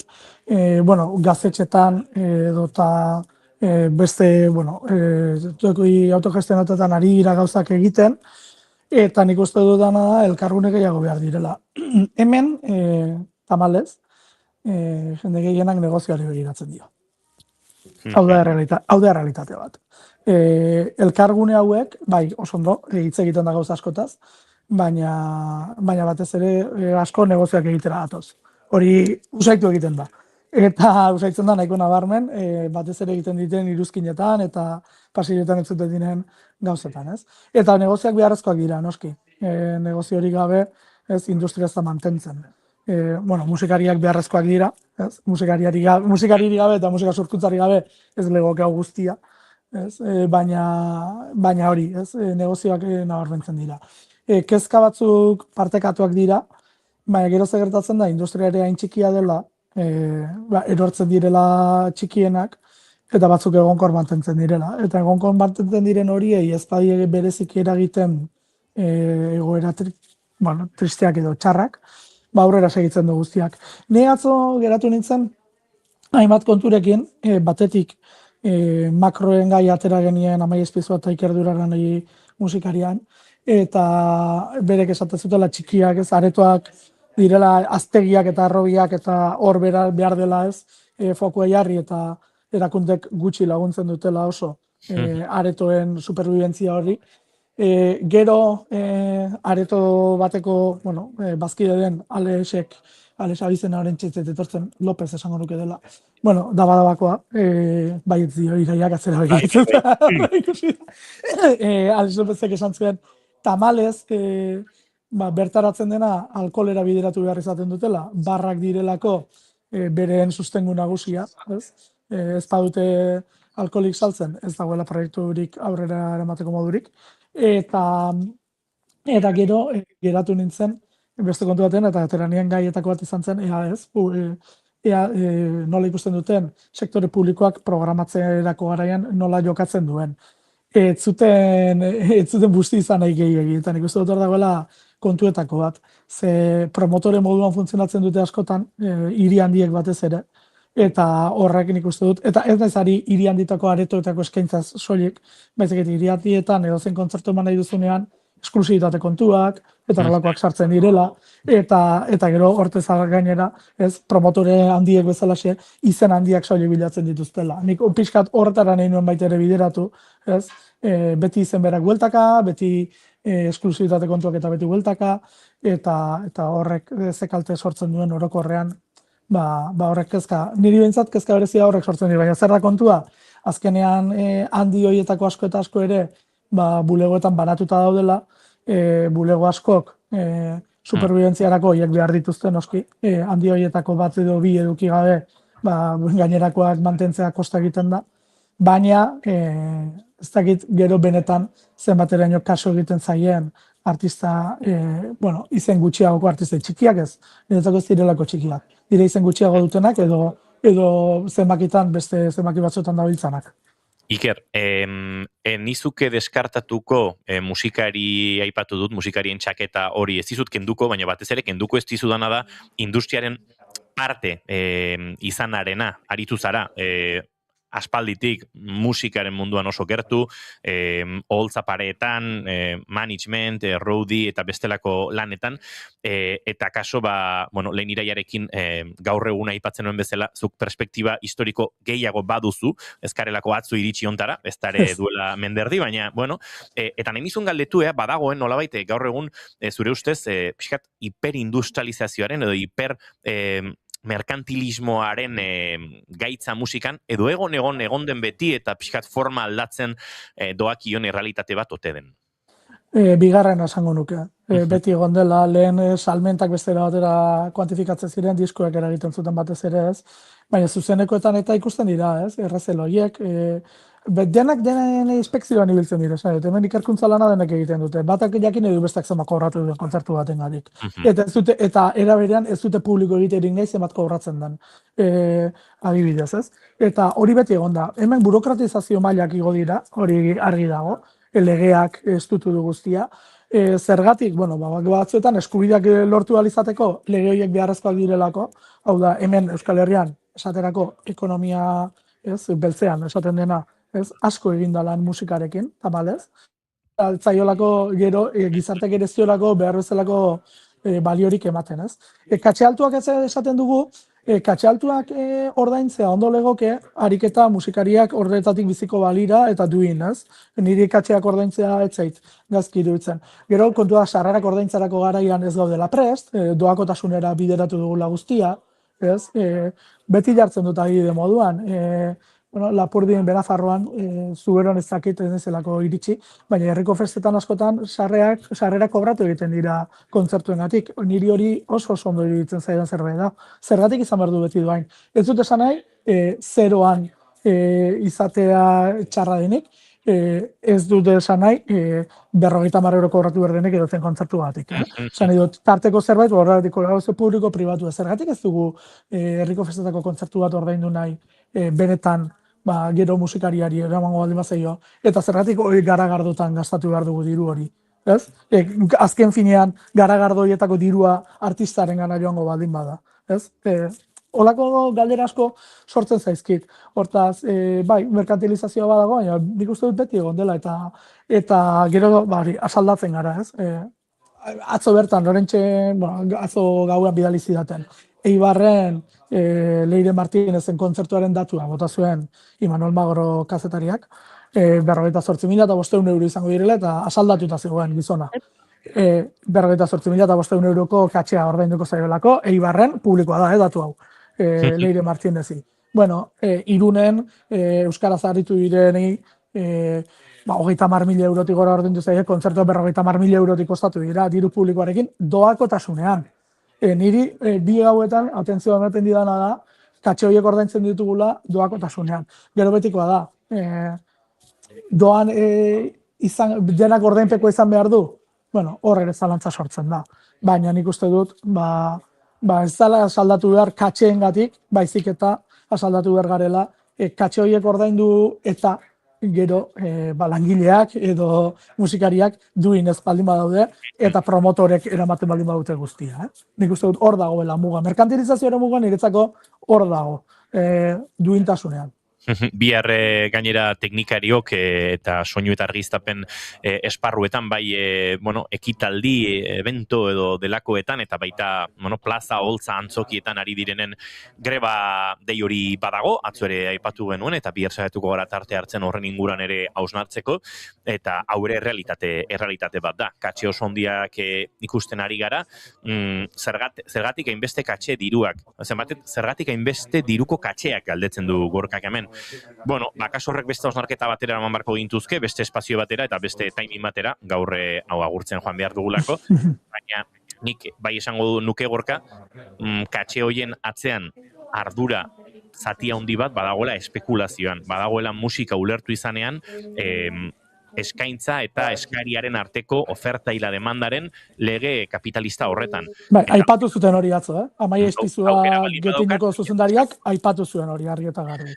Eta hori gure ekosistematik hasita ere egiten ari gara asko, euskal musikaren esparrutik, eta noski bestelako esparruetan, estatu mailan, bai Frantzian eta bai Espainian, gertatzen ari den zerbait da. Ez daukat ziur mugak hor ere aldaketarik suposatzen ote duen, baina uste dut orokorrean joera nahiko orokorra dela. Bueno, agurtu egin bartzaituztegu, Julen Unanue gurean dugu, Mugan taldearen igandeko kontzerturako sarrerak ere zozkatu behar ditugu, baina Iraia Kambra eta Iker Gurutxaga galdetu behar dizuet, eta erantzun denek balio dute. Gaur Bea Azurmendi, Aize Arroxa, Olivia Orel eta Maloa Brothers izango dira Bilborroken showcase horietan. Energiarik izango da gaur baten bat ikusteko edo etxerako bide hartu beharko duzu? Nik etxerako bidea. Bagara bi, eta penaz, Olivia Orel entzuteko gogoz nintzen, bereziki. Bueno, ez dakit hau esan dezakedan. Esan egingo dut. Showcase-etako epaimaian egon naizela, hau da, ni izan naizela utzatzen ibili denetako bat, eta penaz, ze ordutegiz ez nekien nola izango ziren eta segunetan ziren, eta justu Oliviaren zen bat, baina borobildutan eukana, eta karo, nekeak jota gauko bederatzietan, ez dut uste, hemendik izango. In a Mirror, Olivia Orelen kantu honekin agurtuko du gaurkoa, mentxe zegoen jarrita eta Ikerrek ekarri du lehen lerrora. Beraz, alaxe egingo dugu, Iraia Kambra mendik diote zorte on gaurko hitzaldian, Iraia, hau paik ere eta Iraia. Bikote, besarka da ondi bat, eta esan dakoa, akaso datorren astean tartetxo bat hartuko dugu, lasai eta eta denboraz hausnarketa hauek guztiak eta irean geratu direnak lurrera jisteko. Oso ondo. Perfecto. Eskerrik asko. Egun horrezan, eskerrik asko. Agur. Esandakoa Olivia Orel eta bere Inamirror artista puxka eta Iker Gurrutxaga geipatu bezala, nolabait showcase hauetara ekartzeko bultzada berak ere egin duela, hau entzuten utziko zaituztegun minutu terditxo batean eta segituan Julen Unanu ere gurekin izango dugu prest.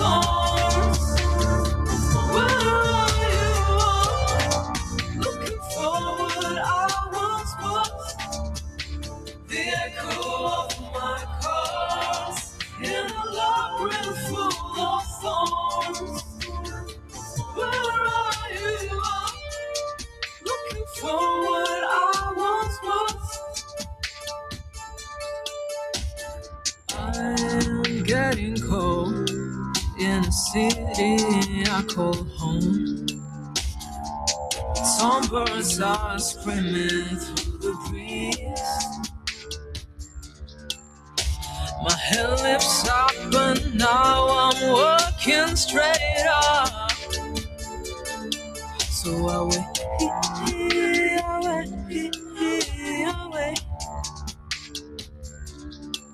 and I start around, get home. My echo whispers back to me, and I start around, and I'm at the with myself in a mirror, blood and dread. How are you, friend? So long we've been away.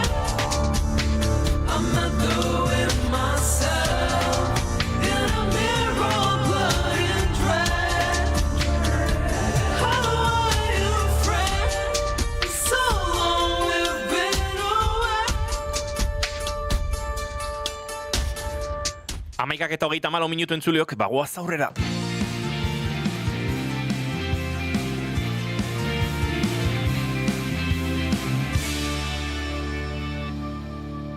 Keep calm and bigarren kafea.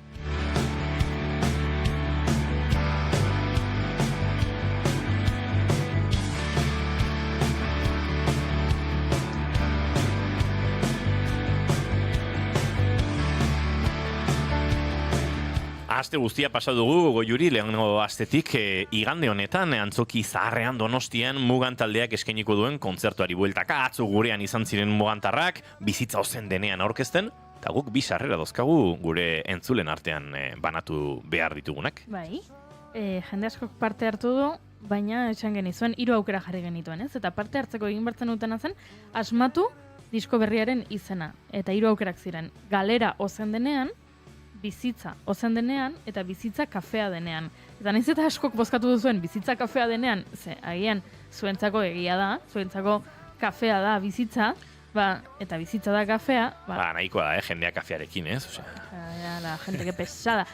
Tamalez ez da hori izenburua. Orduan, hori erantzun duzuenen artean, ez dugu irabazleak topatuko. Irabazleak topatuko ditugu bizitza ozen denean erantzun dutenen artean. Eta nik hementxe jarri ditut izenak eta sartu ditut hementxe edalontzi batean, eta Julen Unanue, aterako duzuzuk papertxo bat? Egunon, Julen Unanue?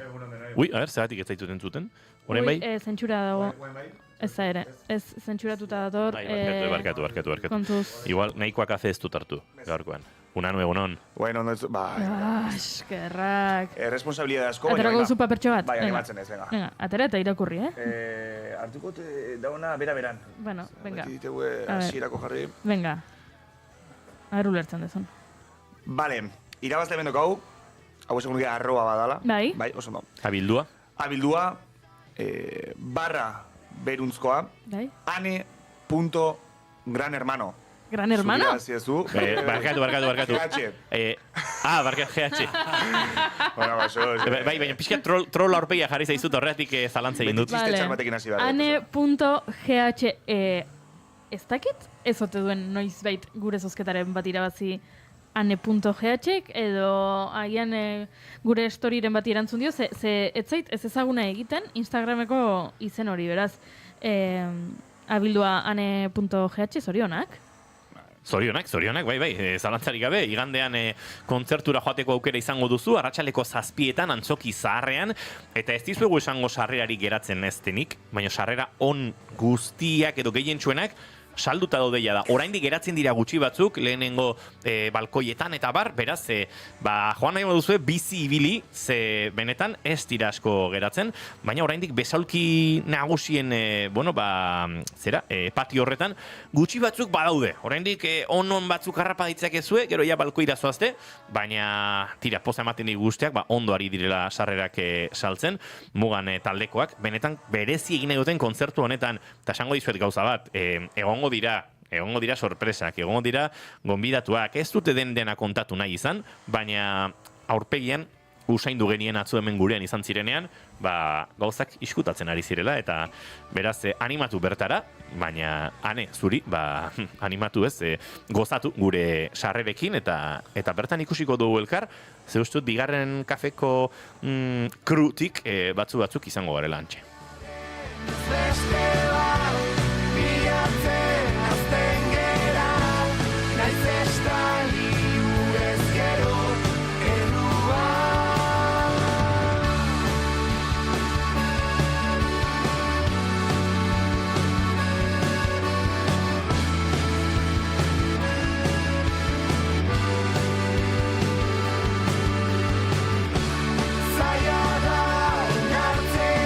Segituan Julen Unanuerekin, hate pixka bat. If you are running, be careful.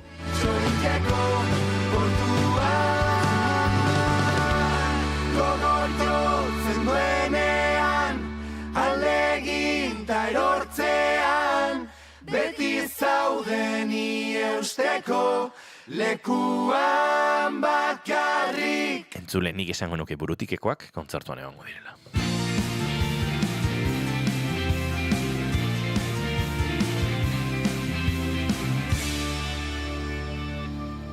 Bigarrenak ez direlako beti okerragoak, bigarren kafea.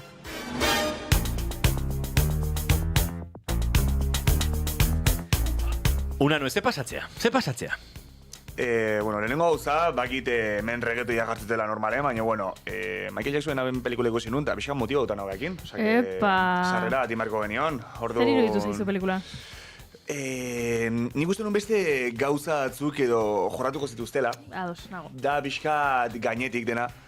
Baina alde hortatik ni asko gustatu zaiten, eta Michael Jackson egia referente badala. Orduan sarrera ezin hobe bat bere abesti batekin. Ongi etorri denoi bigarren kafera, Second Coffee norbait Southamptonetik entzunten ari bada. Eta, pixkat gaurkoan egun egin erreflexio txiki bat, beti bezala. Eta horretaz gain, hausnarketa hau egin nuen. Nik kazetaria naiz, batzuetan lan egiten dut, gogoa ematen didanean. Eta duela aste bat, lehengo astean, izan zen 7 bide trail. Lasterketa mendian, eta gero ere daukagu aste honetan zegama izkorri, norbait ez bada konturatu. Eta konturatzen ari naiz, korri egitea asfaltoan edo mendian pixkat auge. Dala, ez da kirol bat, denok erabakitzen duguna egitea, ikusten dugunean kiloren bat dugunean pixkat galdu nahi duguna. Eta zait gustatzen, lehen kirola korri egitea izatea, iruditzen zaizkit kirol hobeak daudela taldean egiteko, hobeto pasatzeko, baina denok korri egitea erabakitzen dugu. Eta orduan nahiko nizuekenik zuei anekdota bat kontatu nahi gertatu zerana, ni naiz talde horietako bat, esaten duena ezin baduzu zure etxearekin batu egin behar zarela. Orduan ni runner izan nintzen, duela 2 urte. Izan zinen, Ni izan nintzen, bai. Beraz, titularra izango zen, runningetik atera daiteke. Runningetik noski atera daiteke, oso erresa, eta gaina. Nire bintzen ez egiten kostatu. Gauza, ni apuratu dintzala behobia itea, zen eramak esan ziten pixkat majo neola. Nik majo uste duntzala, makina da zehala. Baina gero kontatu dintzen, majo hitza, espresio erabiltzala, pertsona ikusazunen pixka, lodigoa... Bai, horrelakoetan beti itzulpena euskerara ekartzea zer da, jator, igual idisko esan nahi zizun. Idisko, ni dakitena da, ni kontzeptu genekila, behin da berriro errepikatu arte, zeitera, oso majo, egunero oso majo, beti izan nahi zola, ez da, orduan, esplikatu ziten, eta erabakinun behobia itea, eta horregatik entrenatzen hastea. Eta zer gertatzen da, ni kontzeptu asko, enekizkila, korri egiteako mundun, orduan, nei bi ideia eman zizkiaten, bat izan zen ura asko edateko, karrera hasi bino lehenago, ura asko, pixa egin arte transparente, esate zaten. Eta gero bigarrengoa zen makarroi asko jateko. Zer gertatu zen, egun bat lehenago, nizaten da bigarrengo igandea azaroan, behobia, larun bat hortan, hasi nintzen ura asko edaten, makarri asko janituen, eta, karrera iritsitzen egunean, lasterketa iritsitzen egunean, nik neukala hor, pixkat tripa pixutxua, ezta? Orduan, egon zan momentu bat, igual bigarren hirugarren kilometron konturatu nintzala ezin nula gehiago nire bizitzakin.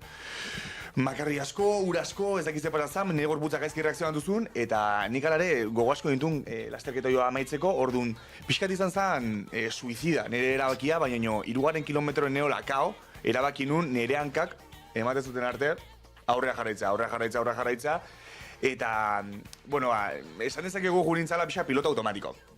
Orduan, iritsi zintzen metara, gero komerikin ibili zintzen, reakzionatzeko, gaizki jurintzen, eta nire, ezakitzen duzuak izuen, baina zure dortxala jartzen baduzu, kasu hortan el diario basko zena, hor jartzen duzu zure dortxala, atatzen da metan nola agertzen zaren, zu. Argazki bat?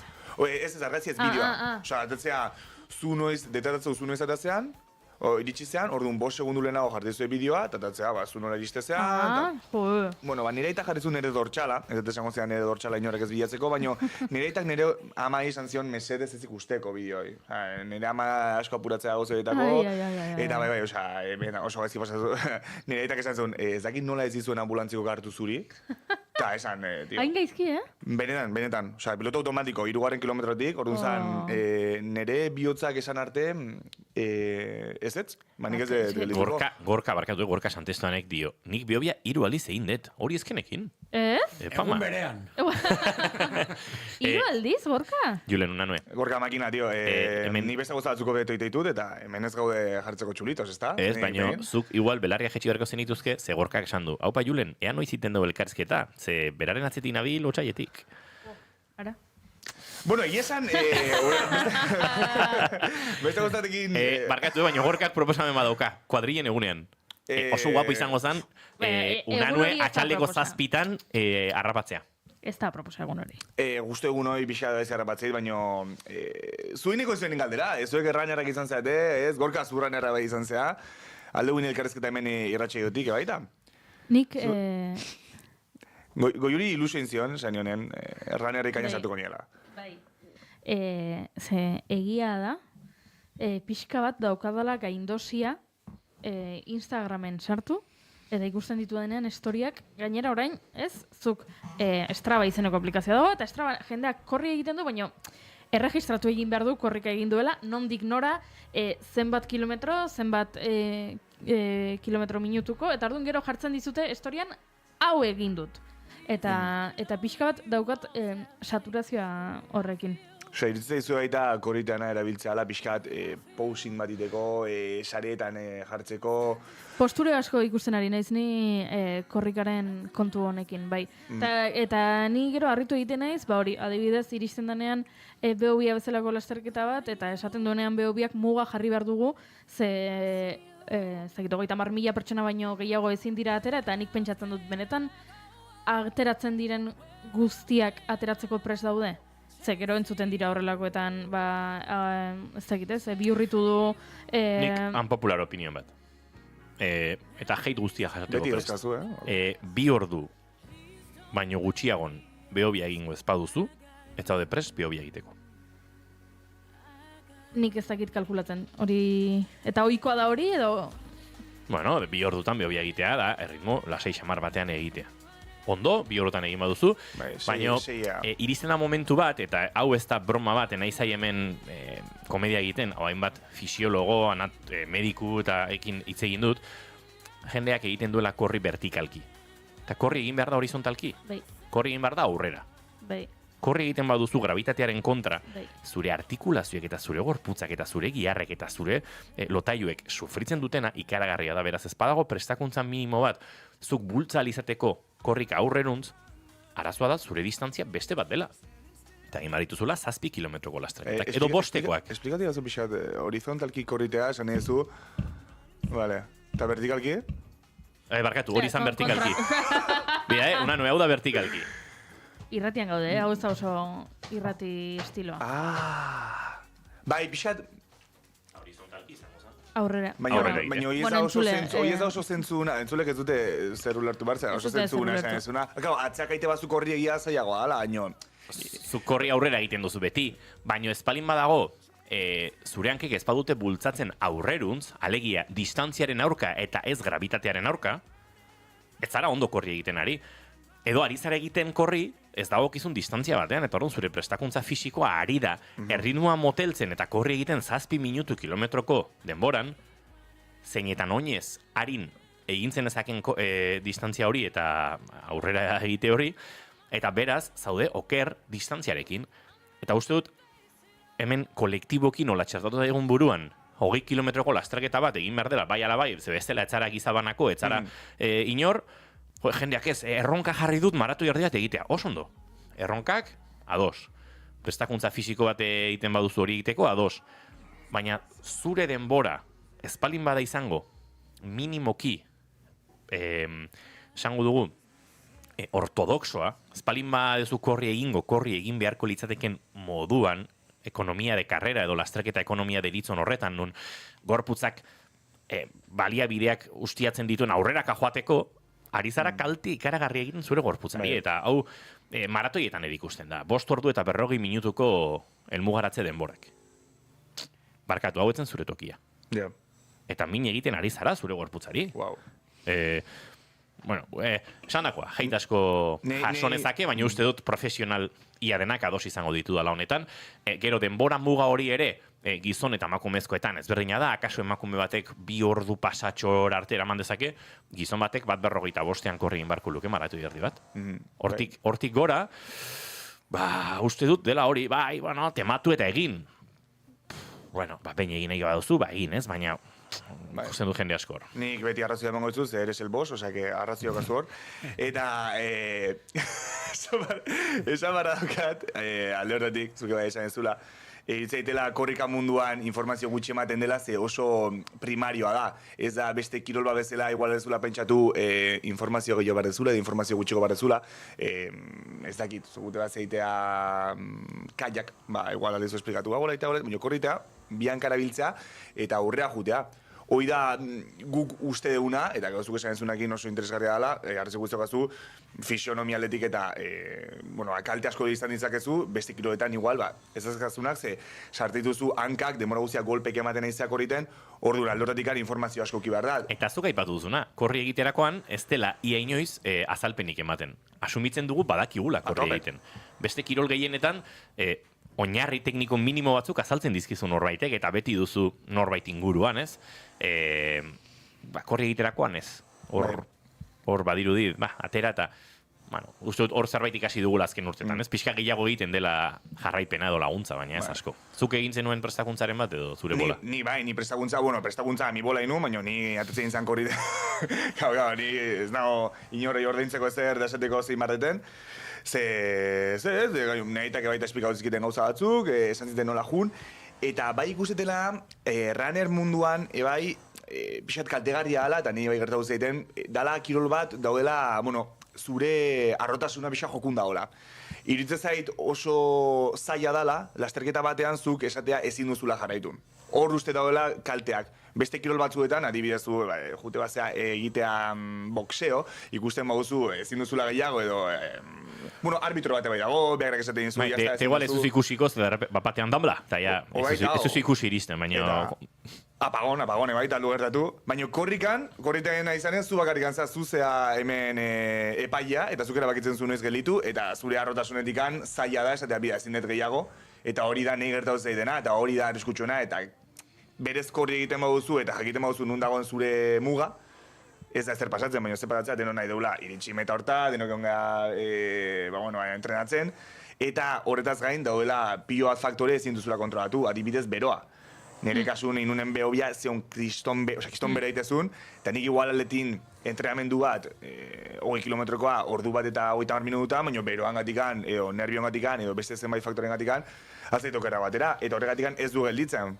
Orduan, guain, zerator, zegama ezkorriator, 52 kilometro menditik. Ni horrela lanean joa, esperoet, ikusi duten guztik, mesez, irratxe jo duten zuten, eta inok esan dituen gauzak, mesez, horizontalen. Zeratu ez guten ez egiten. Bueno, Zegama korrin, vertikalki korri egiteak zentzua dauka. Bida. Penditza delako, alegia, goruntz egin behar delako. Progresibo. Baina beti ere mantenduta horizontalidade, aurrera egite hori, baina mendian zaude, penditzo ondietan zaude, aldatu egiten da pixkat perkala. Kaja de sorpresas, Ez gara preparatzaile fisikoak, entrenatzaileak, traumatologoak, ez gara, badazpada. Nik gauza bat esan nahi dut, ni nire burua nire kontraesanak baditut, nire naiz runner zale, arki dago, nire joa korrikaitea, baina bai, ez dakit nola esan, baina, eslogan bat, jarri runner bat zure bizitzan. Oso importantea da lagun bat izatea runnerra, edo familian izatea runner bat. Esplikatu naiz. 14 ordu, Zegamaiz korri, behobia, zuek bakizu ez ze esperientze polita da beraie batekin jutea, galtzerdik eramateko aldatzea. Goizetikan juten zara beraie beroketa egiten ari direnean, zu salda bat, argi gozia. Gero juten ezakenera, pintxoa, kroketita, txistorra. Bukatzen danean pintxo bat ospatzeko. Benetan, egondakoa naiz, bai 14 ordu, bai horrelako ekintzatan lagunekin, eta zoragarri esperientzia ekipo de apoio horreta. Runner bat jarri zure bizitzen. Gauza esan moduz, Zegamaiz korri buruz, kilometro vertikala dago. Nola ez duzu bat vertikalki korri egingo? Lehatin zuzu, ez dut lertu vertikala noi.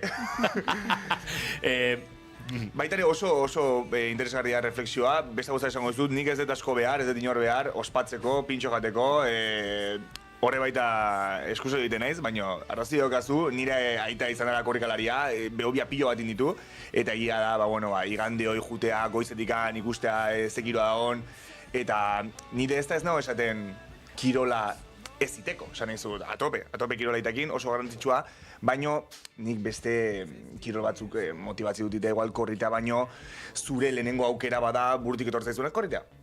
Sena zatatze bat zaizu atope. Or what's your opinion, Goiuri? Nire iritzia da, gustatuko litzaidak, ni ere pixkat jaiterren naizela, baina gustatuko litzaidak gero berez korrikalari izatea. Gustatuko, osea... Kontua da...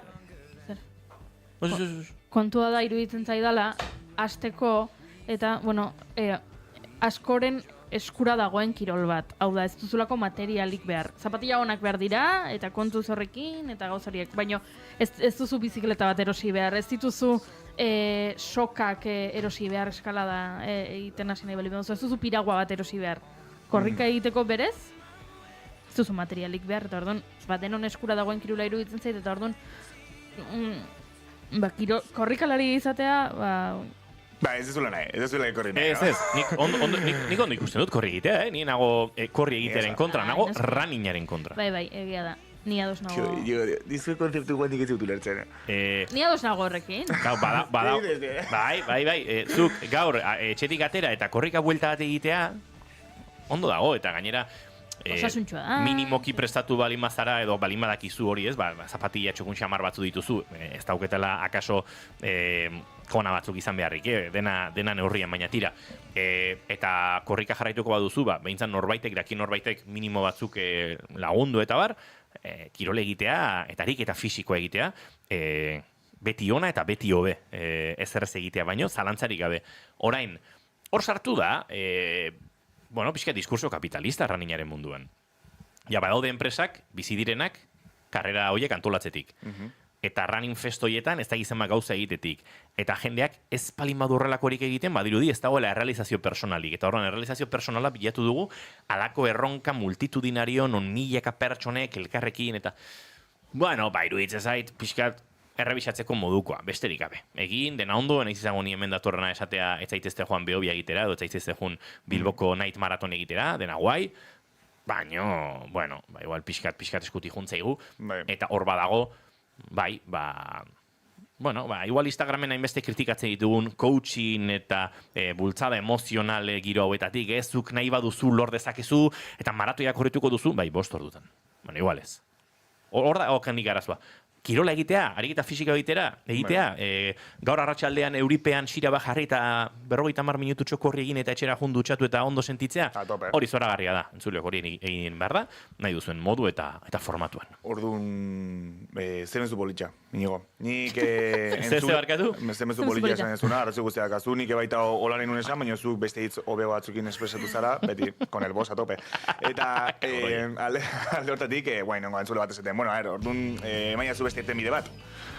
Beste irtenbide bat? Beste irtenbide bat, ni nahi nun korrin eta zure sekzioak desmotibatu nik korriteko.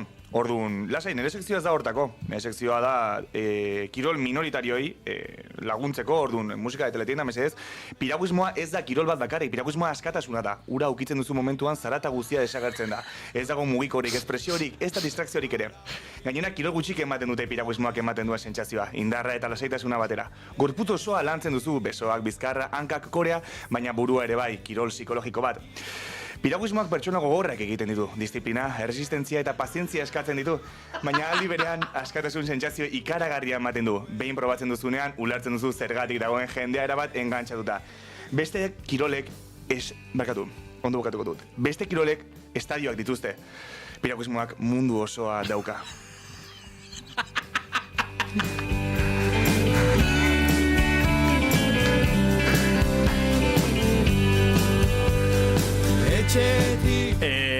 Casualidades de con un piraguismo y pues lo meto, tío, lo meto. Una nueve fucking master. Batzara. Plazer bat, tío. Eta zea besti egokia neukan jarri tamen aturri tenesin. Ze piragua egin daiteke aturri ibaian, Baionara heltzen, edo Tenesin. Egongo dela Tenesin ibairen bat, pentsa. Nelsoni, ala maite, baitone, aturri, Tenesin, adio ama, adio loturin duen. Ze polita lagun piragusta bat izatea, laguntzeko, pintxo batzuk jateko, kroketa, txistorri. Azkenek baldia piragua egin genuela Bidasoa ibaian, mai iritsi zen berandu, amaiketakoa elmugan prest zuela, tio. Eta egin zitun lagun gallego batzuk, oparitu zigutela gainera beraien janaria. Estraiak eta zituzten, beraiek bai gazta bat, gazta etetilla Galiziakoa, eta engin horrelako amaiketakoa, beraiek bukatu zutenean txangoa, eta nikan pintxo batzuekin, ondo iteko, ondo antolatu behar dira. Gaur bertan, egingo dugu, denboraldi amaierako piragua planerako eskakizuna, eta kaiak Basque Countryko lagune izango diegu, beti bezala, gu ondo zaintzen. Tenesi ibaiak kokodriloak izango ditu akaso? Apalazos. Oso piragua edatzeko moduko lekua iruditzen zait, Bai. Arrisku behi ukitzea interesgarria. Bakizu, Uztaian Oklahomara noa una nue. Bai. Ez dago ibai triste batan? Ez, Bat ez? Esan dizut, igualen bako zuen un piraguismo en seko. Zara pixkat, nekegarikoa, hor besoa, bizkarra, hangak eta korea, gehiago lantzezu. Igual okerrago pasatzezu.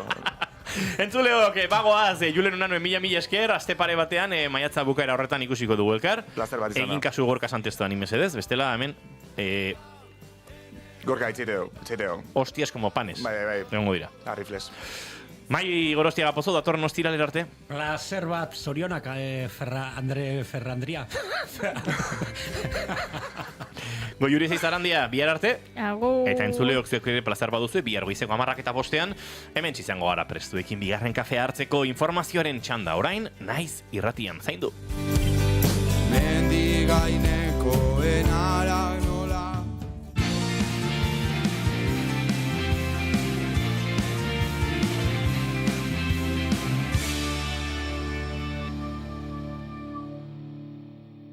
Keep calm and bigarren kafea.